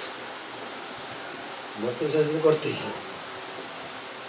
ভক্তি শাস্ত্রী আমাদের মায়াপুরে এনডিপি কোর্স 2 মাসের মনে হয়, এখন পিজিসি কোর্স ছিল, ওটাকে চেঞ্জ করা আছে, ডাইরেক্ট ভক্তি শাস্ত্রী। ভক্তি শাস্ত্রী করে ডিপার্টমেন্টে ঢুকে যাবে, এবার সেবা খারাপ। ডিপার্টমেন্ট ঢুকে গেলে আর ভক্তি শাস্ত্রী করার সুযোগ পায় না, অনেক ডিপার্টমেন্ট ইন্টারেস্ট দেখাচ্ছে না। এবার ডাইরেক্ট ভক্তি শাস্ত্রী করে তারপরে সেবায় ঢুকবে। সেখানে বলা হয়েছে যিনি ভক্তি করেন তার লক্ষণ কি? যেরকম আমাদের হিন্দু ধর্মে কোনো মহিলার বিয়ে হলে বোঝা যায়, শাঁকা সিঁদুর, এই মহিলা বিবাহিত। ভক্তি করছে, প্রথম হচ্ছে ক্লেশগুণী, দ্বিতীয় হচ্ছে সুভদ্রা। সুভদ্রার 3টি অন্তর লক্ষণ আছে, জগৎ প্রণাম, জগৎ অনুরক্ত আর সদ্গুণের বিকাশ। জগৎ প্রণাম, জগৎ অনুরক্ত। জগৎ প্রণাম মানে যে জগৎবাসী আপনাকে খুব ভালোবাসবে, শ্রদ্ধা করবে। আরে প্রভু এসছে, প্রকাশ প্রভু কত ভক্ত, কত বড় সিনিয়র ভক্ত, ভক্তিতে কত উন্নত, জগৎবাসী আপনাকে শুনবে, সেই তো লক্ষণ। আর জগৎ প্রণাম, জগৎ অনুরোধ, জগৎ আপনার প্রতি অনুরক্ত হয়, অনুরক্ত হয়। আপনি দীক্ষা দেন না, দেন না, আপনাকে না খুব ভালো লাগে, বলে লোকে দীক্ষা দেন। আবার উল্টে কিছু লোককে বলে, তুমি আমার কাছে দীক্ষা নেবে না, কেন? গুরু মহারাজকে দীক্ষা নেবো, আপনার কাছে কেন? একটু বাচ্চা টাচ্চাকে ঠাট্টা করে, দীক্ষা টেখা হবে না, নেবো। কার কাছ থেকে নেবে? আমার কাছে দীক্ষা না, কেন আপনার কাছ থেকে নেবো? গুরু মহারাজ কেন নেবো? তো প্রশ্ন, জগৎ আর সদ্গুণের বিকাশ। তারপরে তারপরে মক্ষলৌ ডাকবে। তখন মনে হবে যে ঘর বাড়ি সংসার বৈভব তুচ্ছ, মোক্ষকে পর্যন্ত তুচ্ছ করবে, ঘর বাড়িতে দূরে করা। না না, আমি গৃহস্থ হবো, আমার কিছু টাকা নেই, ঠিক মাঠে যেতে চাকরি করবো, ওতে আমি না। সেই সময় পর্যায়ে পৌঁছাবে ভক্তি করতে করতে। জং লব্ধা চাপরং মান্য না ধিকম তত, কত নামাজ ছিল? গীতার 6:22 নামাজ ছিল। ভক্তিতে এমন এক যে পর্যায়ে পৌঁছাতে হবে, তখন এই ভগবানের ভক্তি ছাড়া কোনো কিছু তার থেকে বড় লাভ বলে মনে হবে না। জং লব্ধা চ অপরং লাভম মন্যতে ন অধিকম তত। এমন মনে হবে, ধর কালকে একটা ওয়ার্ড পড়েছিলাম, লোষ্ট্রবৎ। ওনার এত বড় বাড়ি হয়ে গেল, উনি কত টাকা পয়সার মেলায়, ধর মাটির ঢেলা, ওর হয়েছে মাটি, ওর হয়েছে তো কি হয়েছে, মাটির ঢেলা। হ্যাঁ, লোষ্ট্রবৎ। তো সেটা হচ্ছে মক্ষলবিতা কি। তারপরে সুদূর লভা, তখন বোঝা যাবে ভক্তিটা তো হালকা করে করলে হবে না, ভগবানকে পাওয়া কঠিন। তখন উপলব্ধি। এখন ঠিক আছে, আরে ভাগবত পাঠ শুনি না শুনি, জব করি তো না করি, 9টার সময় খেতে পারি, কেউ আটকাতে পারবে না আমাকে। এখন আমার টার্গেট হচ্ছে প্রসাদ, সেই জন্য আর এইসব বুঝবো কি করে। সুদূর লভা তখন অনুভব হবে। তারপরে সান্দ্রানন্দা। এখন পনির খেয়ে আনন্দ, বাড়িতে একটা বাচ্চা হলে আনন্দ, ক্ষণিকের আনন্দ আসে, আনন্দ মিলিয়ে যায়, কিন্তু তখন আসবে মেন আনন্দ, সান্দ্রানন্দা, ঘনীভূত আনন্দ। যেরকম দুধকে ফুটাতে ফুটাতে ক্ষীর হয়, তখনই আনন্দ আসে, সান্দ্রানন্দ। তারপরে লোকে বলে না জব করতে রুচি হয় না, আরে প্রেম পর্যায়ে যাও তবে না রুচি হবে।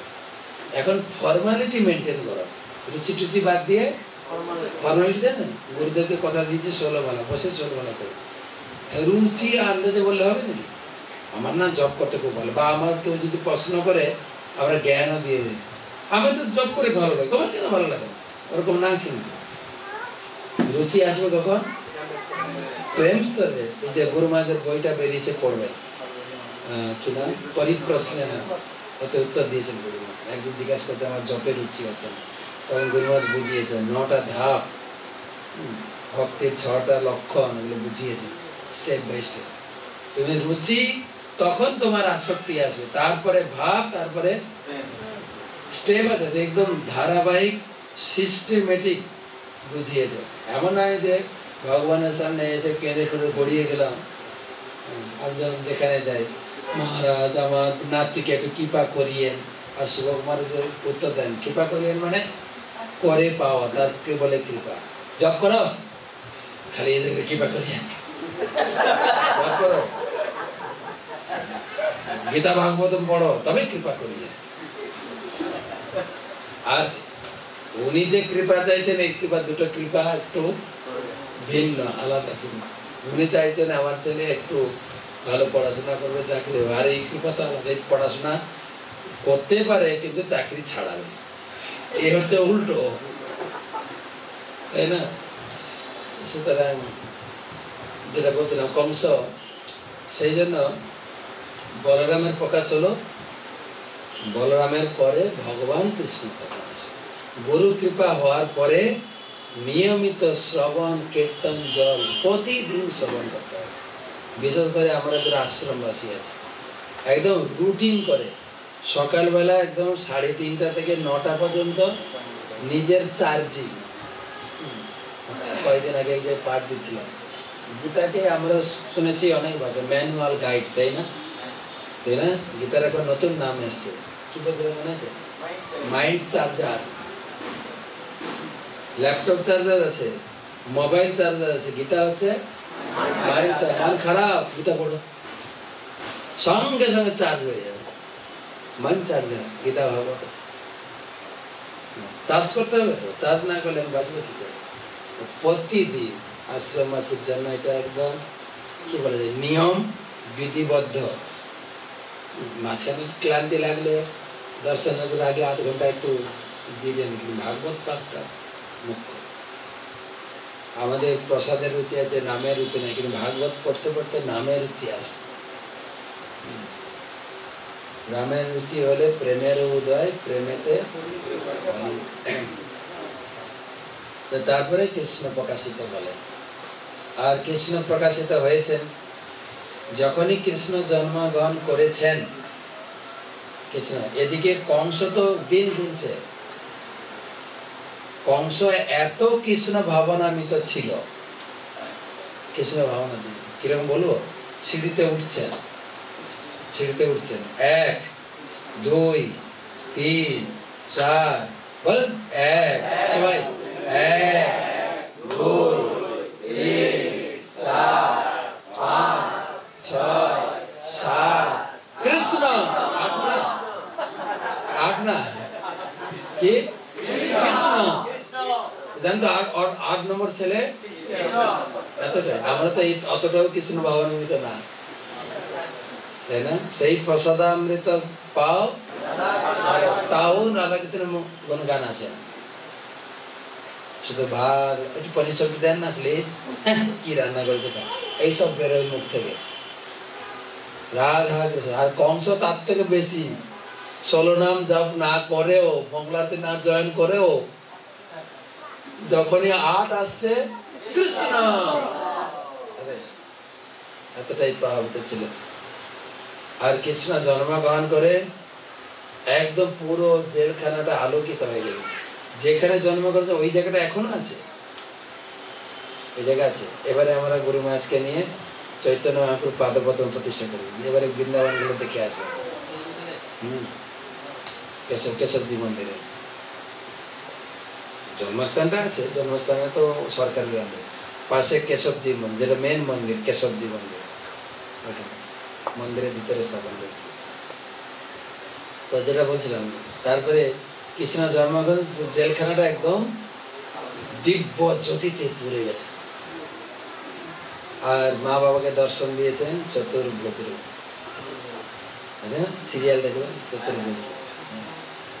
আমার জন্ম কৃষ্ণের জন্ম পার্থক্য দেখেন, কৃষ্ণ চতুর্ভুজ রূপে দাঁড়িয়ে আছেন মা বাবার সামনে, মা বাবাকে সম্বোধন করে বলছেন, হে পিতামাতা, আপনারা যুগ যুগ ধরে তপস্যা করেছিলেন আমাকে পুত্র রূপে পাবেন বলে, আমি সম্মতি হয়েছিলাম। প্রথম জন্মে এসেছিলাম পিসনি গর্ভে, আপনারা এসেছিলেন পিসনি সুতাপা, আমি পিসনি মায়ের গর্ভে এসেছিলাম, আমার নাম হয়েছিল পিসনি গর্ভা। দ্বিতীয় জন্মে আপনাদের কশ্যপ অদিতি, আমার নাম হলো অদিতির পুত্র আদিত্য। আর এখন আপনারা দেবকী বসুদেব এসেছেন, আমি এসেছি দেবকী নন্দন অথবা বসুদেব নন্দন বা বাসুদেব রূপে জগতে করি।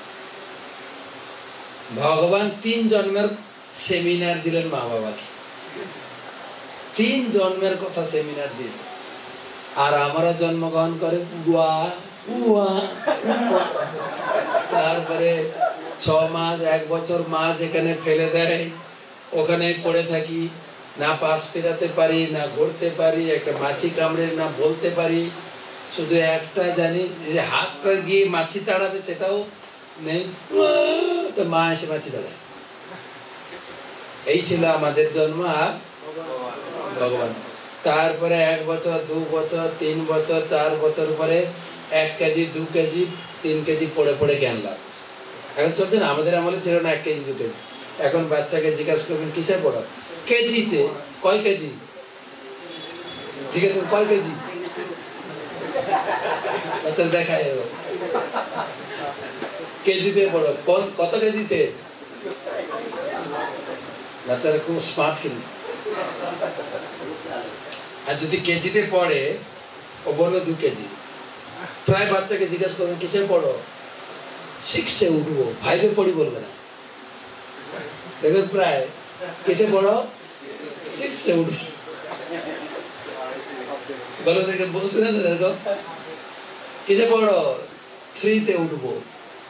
আজ পড়ো কিসে, 2-এ পড়ি, 3-তে উঠবো। তো ভগবান 3 জন্মের কথা শোনালেন। তখন দেবকী বসুদেব বললেন, আপনি যদি আমাদের পুত্র রূপে আসেন, দয়া করে ছোট হয়ে যান, নাহলে কোলে নেব কি করে। সেই ভগবান বড় থেকে ছোট হয়ে গেছে, আর আমরা ছোট থেকে একই করলে হয় নাকি? তাই ভগবান বলছেন, তোমার জন্ম আমার জন্ম এক না, কিন্তু শুধু আমার জন্ম সম্বন্ধে যদি ভালো করে জানতে পারো, তোমার আর মাতৃগর্ভে জন্মগ্রহণ করতে হবে। আমার জন্ম জানলে তোমার জন্ম ফিনিশ, আমার কর্ম জানলে তুমি কর্মবন্ধন থেকে ফিনিশ, কর্মবন্ধন থেকে মুক্ত। তাই গুরু মহারাজ বলেন, ভগবান খুব সরল ভাবে বলেছেন, ভগবানের জন্ম কর্ম জানলেই আমরা ভগবত ধামে পৌঁছে যাব। এটাই ভগবান নিজে বলেছেন, বলেছেন না? কত নম্বর শ্লোক জানা আছে? তাহলে আমাদের পাস আপনারা 4-এর নয়, 3-এর নয়, এই শ্লোকগুলো খুব গুরুত্বপূর্ণ। 3-এর নয়, কর্ম করবে তো আমার জন্য কর্ম করবে।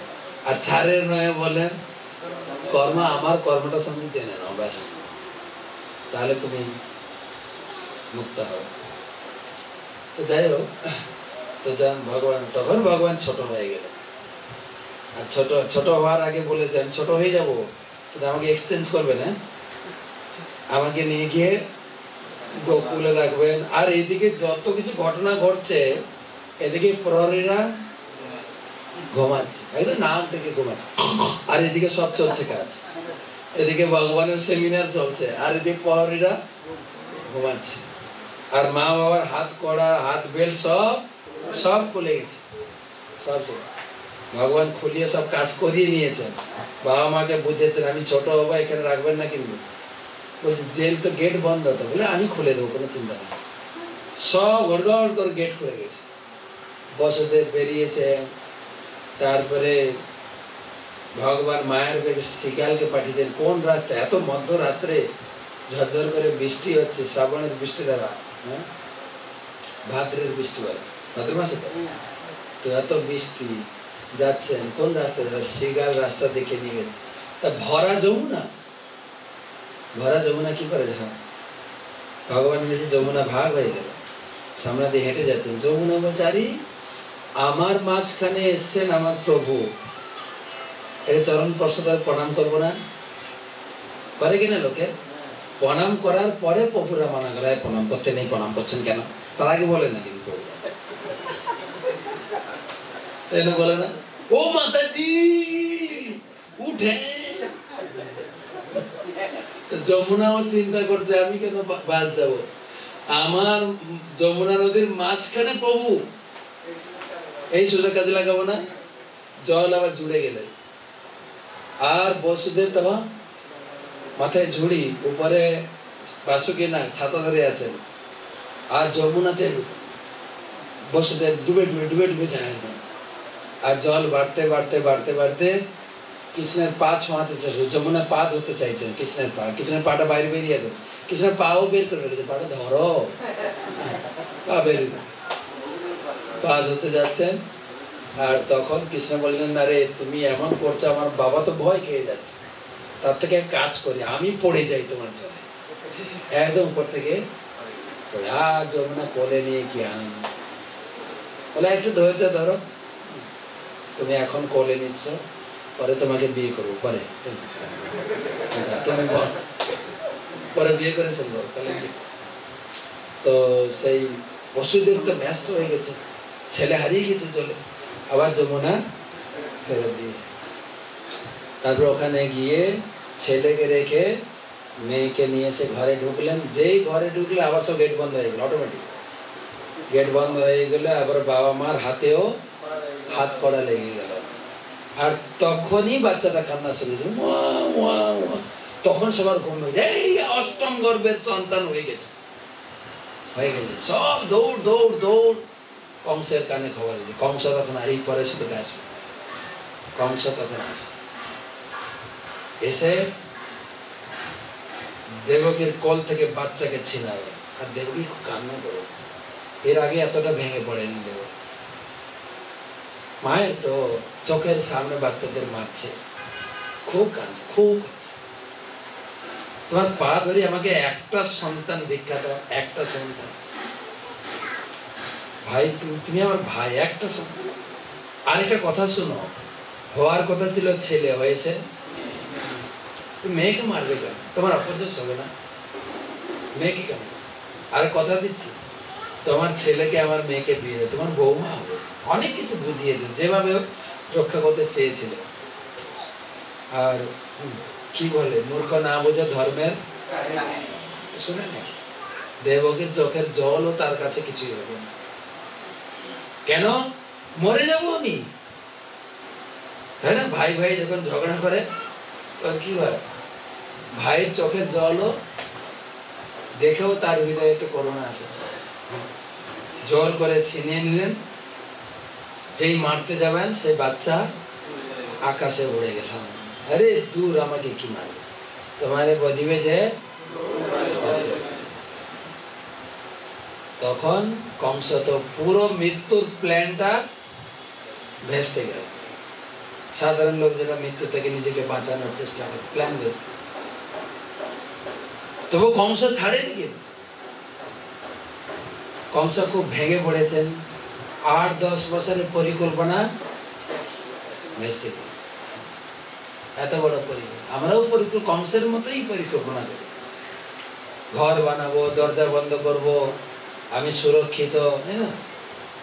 তারপরে আমাদের ভারতে আছে বিমা, এদিকে আছে কিনা জানি না, জীবন বিমা, লোকে হাতের বিমা, পায়ের বিমা, মাথার বিমা করে, আমি মরবো না, কিন্তু কোনো বিমাই খাটছে না। অরিজিনাল বিমা আছে, ভজ হুরে মন শ্রীনন্দের নন্দন অভয় চরণার অভয় চরণ। আর আমাদের তো ডবল অভয় চরণ, এদিকে আর এদিকে, আমাদের ডবল সাপোর্ট। উনি অভয় চরণ, উনিও অভয় চরণ দাস, ডবল সাপোর্ট আছে আমাদের, ঠিক আছে? সে সাপোর্ট নিতে হবে। অভয় চরণ আর সেদিন আমরা ছোটবেলা থেকে শিখেছি, আমরা শাস্ত্র পড়ি বা না পড়ি, রাখে হরি অভয়, এটা হচ্ছে অভয়। তো কৃষ্ণ চলে গেলেন, এবারে কংসের বন্ধুরা এসে, এই বন্ধু ভেঙে পড়ো না, চেষ্টা চালিয়ে যাও। চেষ্টা বলে কি করব? বলে গোকুলে বাড়ছে তো, গোকুলে যত বাচ্চা আছে সব মারবো, আমরা ছাড়বো না। আবার পুতনাকে ধরলাম, খেচড়ি খেচরি, মানে আকাশে যে ঘুরে বেড়ায়, যে আকাশের বিচরণ, খেচরি, খেচরি মেয়ে তো খেচর বললে হবে নাকি? লিঙ্গ বিভেদ আছে। খেচরি, এই খেচরি তুমি যাও। বলে হ্যাঁ ঠিক আছে, অসুবিধা অসুবিধা আমি যাবো। সুন্দরী রূপসীর রূপ ধরে গেছেন, আর ও তো মায়াবিদ্যা, তন্ত্রবিদ্যা জানতো। নিজের বুকের ভিতরে বিষ ঢুকিয়েছেন, পুরো জ্বর কালকুট বিষ দিয়ে এত সুন্দরী রূপসী ধারণ করেছে। প্রত্যেক বাড়িতে ঢুকছে, কেউ আর মানা করছে না। সুন্দরী কেউ যদি মহিলা আসে, আপনি মানা করবেন? বড় বাড়ির মেয়ে মনে হয় না, সব বাড়িতে ঢুকছে, বাচ্চাকে কোলে নিচ্ছে, দুধ খাওয়াই ছেড়ে দিয়েছে, 2 মিনিট পরে বাচ্চা মেরে মেরে মেরে মেরে এসছে। আর এতটাই সুন্দর নাটক করেছে, মা যশোদার বাড়িতে দিয়েছে, মা যশোদা মানা করেনি, রোহিণী ছিল সামনে, মানা করেনি। আর এমন আবভাব নাটক করেছে, কোলে নিয়েছে, আদর করেছে, মা যশোদাও কনভিন্স হয়ে গেছে। এত সুন্দর যত্ন করছে বাচ্চাটাকে, ওই মেয়েটা মানে এর মা হলে ভালো হতো, আমি তো এতটা যত্ন করতে পারছি না। আর নিয়ে তারপরে বাচ্চাকে দুধ খাওয়ানো শুরু করেছে, মা মানাও করেন, দেখছে চোখের সামনে, আর দুধ খাওয়াচ্ছে। সেদিন একজন আচার্য মন্তব্য করছে, আমরা ভক্তি ভালো করে করতে পারি না পারি, হ্যাঁ, আমার মন্দিরে ভগবানের সামনে কীর্তনে নাচতে ভালো লাগে না লাগে, নাটকটা করি না, সবাই নাচছে আমি ওরা নাটক করি না একটু। হ্যাঁ, এই ক্লাসে না বসলে প্রেসিডেন্ট বাবু রাগ করবে, নাটক করে বসুন, 9টা বাজে কাটিয়ে দিই, নাটক করে বসুন, নাটক নাটক নাটক করে পুতনা ভগবানকে সন্তুষ্ট করেছে। কিভাবে সন্তুষ্ট করলেন? দুধ খাওয়ালেন, প্রাণ বই টানছেন, তখন পুতনা বলছে ছাড়। আর বাচ্চারা যখন মাকে ধরে, কিরকম ধরে জানো? মাকে, আরে হনুমানকে দেখেছেন মাকে কিরকম ধরে?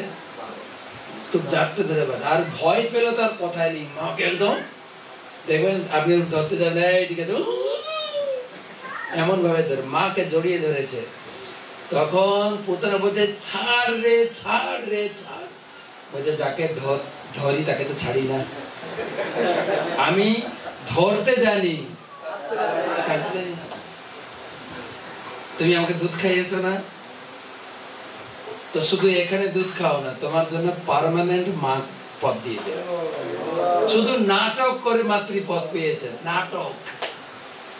সেই জন্য বলে কেউ যদি ভালো করে ভক্তি নাও করে, মন্দিরে আসে তিলক করে যাই, না হলে প্রভুরা খারাপ মনে করবে, নাটক। গলায় কোনোদিন হয়তো মালা পরে না, সব মন্দিরে যায়, মালা পরে চলে আসে, তিলক পরে, নাটক। তখন পদকর্তা বলছেন এই নাটকেও ভগবান সন্তুষ্ট হয়ে,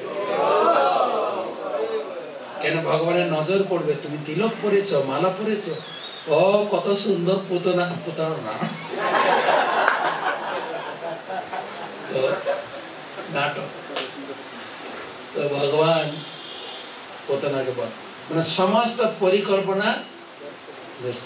আরেকটা মজার কথা শুনেন, প্রতিদিন 3টা করে অসুর যেত বৃন্দাবনে, প্রতিদিন।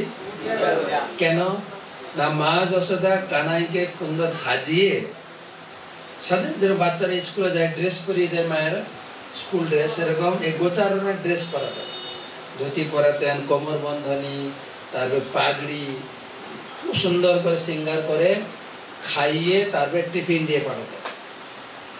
টিফিন সারাদিন খেলবে তো, টিফিনটা নিয়ে অক্ষয় বটে ঝুলিয়ে রাখতেন, দিয়ে খেলাধুলায় মত্ত থাকতেন। খেলাধুলাটা ঘরের কাছে থাকলে হয় না, খেলা বাচ্চারা ঘরে এখন খেলে, মা খেলতে দেয়, এই খাবিয়া। তো আমরাও যখন বাড়ির পাশে খেলতাম, মাই খেলাতে বাধা দিত না, এই কাপড়টা নোংরা হচ্ছে যে, ধুলি লাগছে না, চলে। আবার মাঝে মাঝে এই খাওয়ার সময় হয়ে গেছে, আয় এক জল খেয়ে যা। খেলার মাঝে মাঝে ব্রেক দেয়, কে দেয়? মা ব্রেক দেয়। সেই জন্য বাচ্চাদের খেলতে হয় কোথায়? দূরে গেছেন খেলতে। খেলাতে এত মত্ত থাকতেন যে সকালে যে ব্রেকফাস্ট খেতে হবে সেটা ভুলে যেতেন। তখন কংস অসুর পাঠাতেন। একটা অসুরকে বধ করার পরে মনে হতো খিদে লাগছে না সবাই, চলো একটু খাই। তারপর আবার খেলায় মত্ত, আরেকটা অসুর বধ করে মনে পড়তো, আর খাওয়ার তো কমবে না। খাওয়া কোথায় টাকানো আছে? অক্ষয় বটে, যত খাবে। আমরা যাত্রী নিয়ে যাই অক্ষয় বটের কাছে, আপনার মানি পাশে একটু ঝুলিয়ে দেন না, টাকা কমবে না, টাকা অক্ষয় দেবে। যা চিন্তা ভাবনা করে এসছেন, কেনাকাটা করবেন, বাকি টাকাগুলো আমাকে দিয়ে যান। অক্ষয় টাকা, অক্ষয় বট। দুপুরে খাবেন, তারপরে সন্ধ্যার সময় একটা অসুর আসবে, তখন ঘড়ি ছিল না, গ্যালিলিও তো কয়েকদিন আগে আবিষ্কার করলো। তাই ঘড়ির কাজটা কে করেছে? কংস। মামা না, মামা কেন ভাগনার শত্রু হবে? মামা রোল করেছেন, মামা অভিনয় করেছেন ভাগনাকে আনন্দ দেওয়ার জন্য। তার রোল যেটা বলে সে করেছে, কিন্তু সে কেন শত্রু হবে? তখন সন্ধ্যার সময় আরেকটা অসুর বধ। এখন মানে সন্ধ্যা হয়ে গেছে, চলো সবাই চলো। কয়টা করে অসুর? 3টা করে অসুর। আর যে অসুর যেত তা সে তো ফিরতো না, তার ডেড বডিও ফিরতো না। আর যেহেতু কোনো সাংবাদিকও ঢুকতে পারছে না, কোনো নিউজও আসছে না যে ডেড বডিটা যাচ্ছে কোথায়, পুতনা গেল কোথায়, অঘাসুর, বকাসুর, তৃণবর্তাসুর গেল কোথায়, এটা হাওয়া হয়ে গেল না। অবাক কাণ্ড না, যাকে পাঠাচ্ছে সে ফেরত আসছে না, ডেড বডি আসছে না, তার কোনো খবরও আসছে না। মজার ব্যাপার তো। আমি একবার নিজে যাব। তখন কংস আসছিল, কংস আসছেন মথুরা থেকে, আমি নিজে দেখবো। যেই বৃন্দাবনের বর্ডারে এসছে, তখন একটা বুড়ি দাঁড়িয়েছিল, বুড়ির হাতে একটা লাঠি ছিল। যায় কংস, বৃন্দাবনে ঢোকো না, বৃন্দাবনে ঢোকো না। বৃন্দাবনে ঢুকতে গেলে তোমাকে কেজি 1 কেজি 2 পড়তো। কংস রাজা, সেটা বুড়ির কথা শুনে বলেন তো। যেই জোর করে ঢুকতে গেছে, বুড়ি লাঠিতে এক পিটুনি দিয়েছে। যেই পিটিয়েছেন কংস, সেই রাজার শরীর থেকে হয়ে গেছে একটা বাচ্চা মেয়ে। কিরকম অপারেশন! এক পিটুনিতে বাচ্চা, এখন বাচ্চা মেয়ে হয়ে গেছে। এখন জুজুর মতো, তোমাকে বৃন্দাবনে ঢুকতে গেলে কেজি পাস করতে হবে। কি করতে হবে? বৃন্দাবনের ভাব, কেজি 1 ভাব কি হচ্ছে, গোবর গুলোকে ঘুটে ঘুটে, কি বলে ঘুটে বলে, কি বলে আপনি? হ্যাঁ, গুনটা পারতে হবে। আর কি করবে এখন? এখন বাচ্চা মেয়ে হয়ে গেছে, ও গোবর দিয়ে গুনটা পারছে। কেজি 1 পাস, এবার কেজি 2 তে তোমাকে তুলবো। কি করতে হবে এখন? করতে হবে কি, ভালো করে শুনো, মন দিয়ে শুনো। এই যে গোবর নিয়ে গুনটা পারলে না, এখন করতে হবে কি, গাই যখন পায়খানা করবে, সে গোবরটা মাটিতে পড়ার আগে ধরতে হবে। এটা হচ্ছে কেজি 2। একটা গাই লেজ তুলেছে, ওই যে গাইটা পায়খানা করবে, যাও যাও যাও, দৌড়ে গিয়ে হাত পেতেছে, গোবর ধরে এনে দিচ্ছে। এইখানে ও ছুটিয়েছে, এখানে ওখানে, ওই গাই লেজ তুলে ছুটতে ছুটতে কংস পালিয়ে গেছে। আর আসে বলে, এরপরে হলে কেজি 3 কংস আসে। তো এই দশম স্কন্ধটা খুব মজার, খুব মজা। আপনি বৃন্দাবন লীলা পড়ুন, মথুরা লীলাও, দ্বারকা লীলা তো আরো সুন্দর। বিশেষ করে বিয়েগুলো হেভি মজার মজার বিয়ে, যা বিয়ে করার কাহিনী ভগবান লিখেছেন, ওটা যদি পড়েন বা শোনেন আপনার বিয়ে করার আর ইচ্ছা হবে। বাপ भगवान कृष्णचंद्र की जय, श्रीमद् भागवतम की जय, गौर प्रेमा।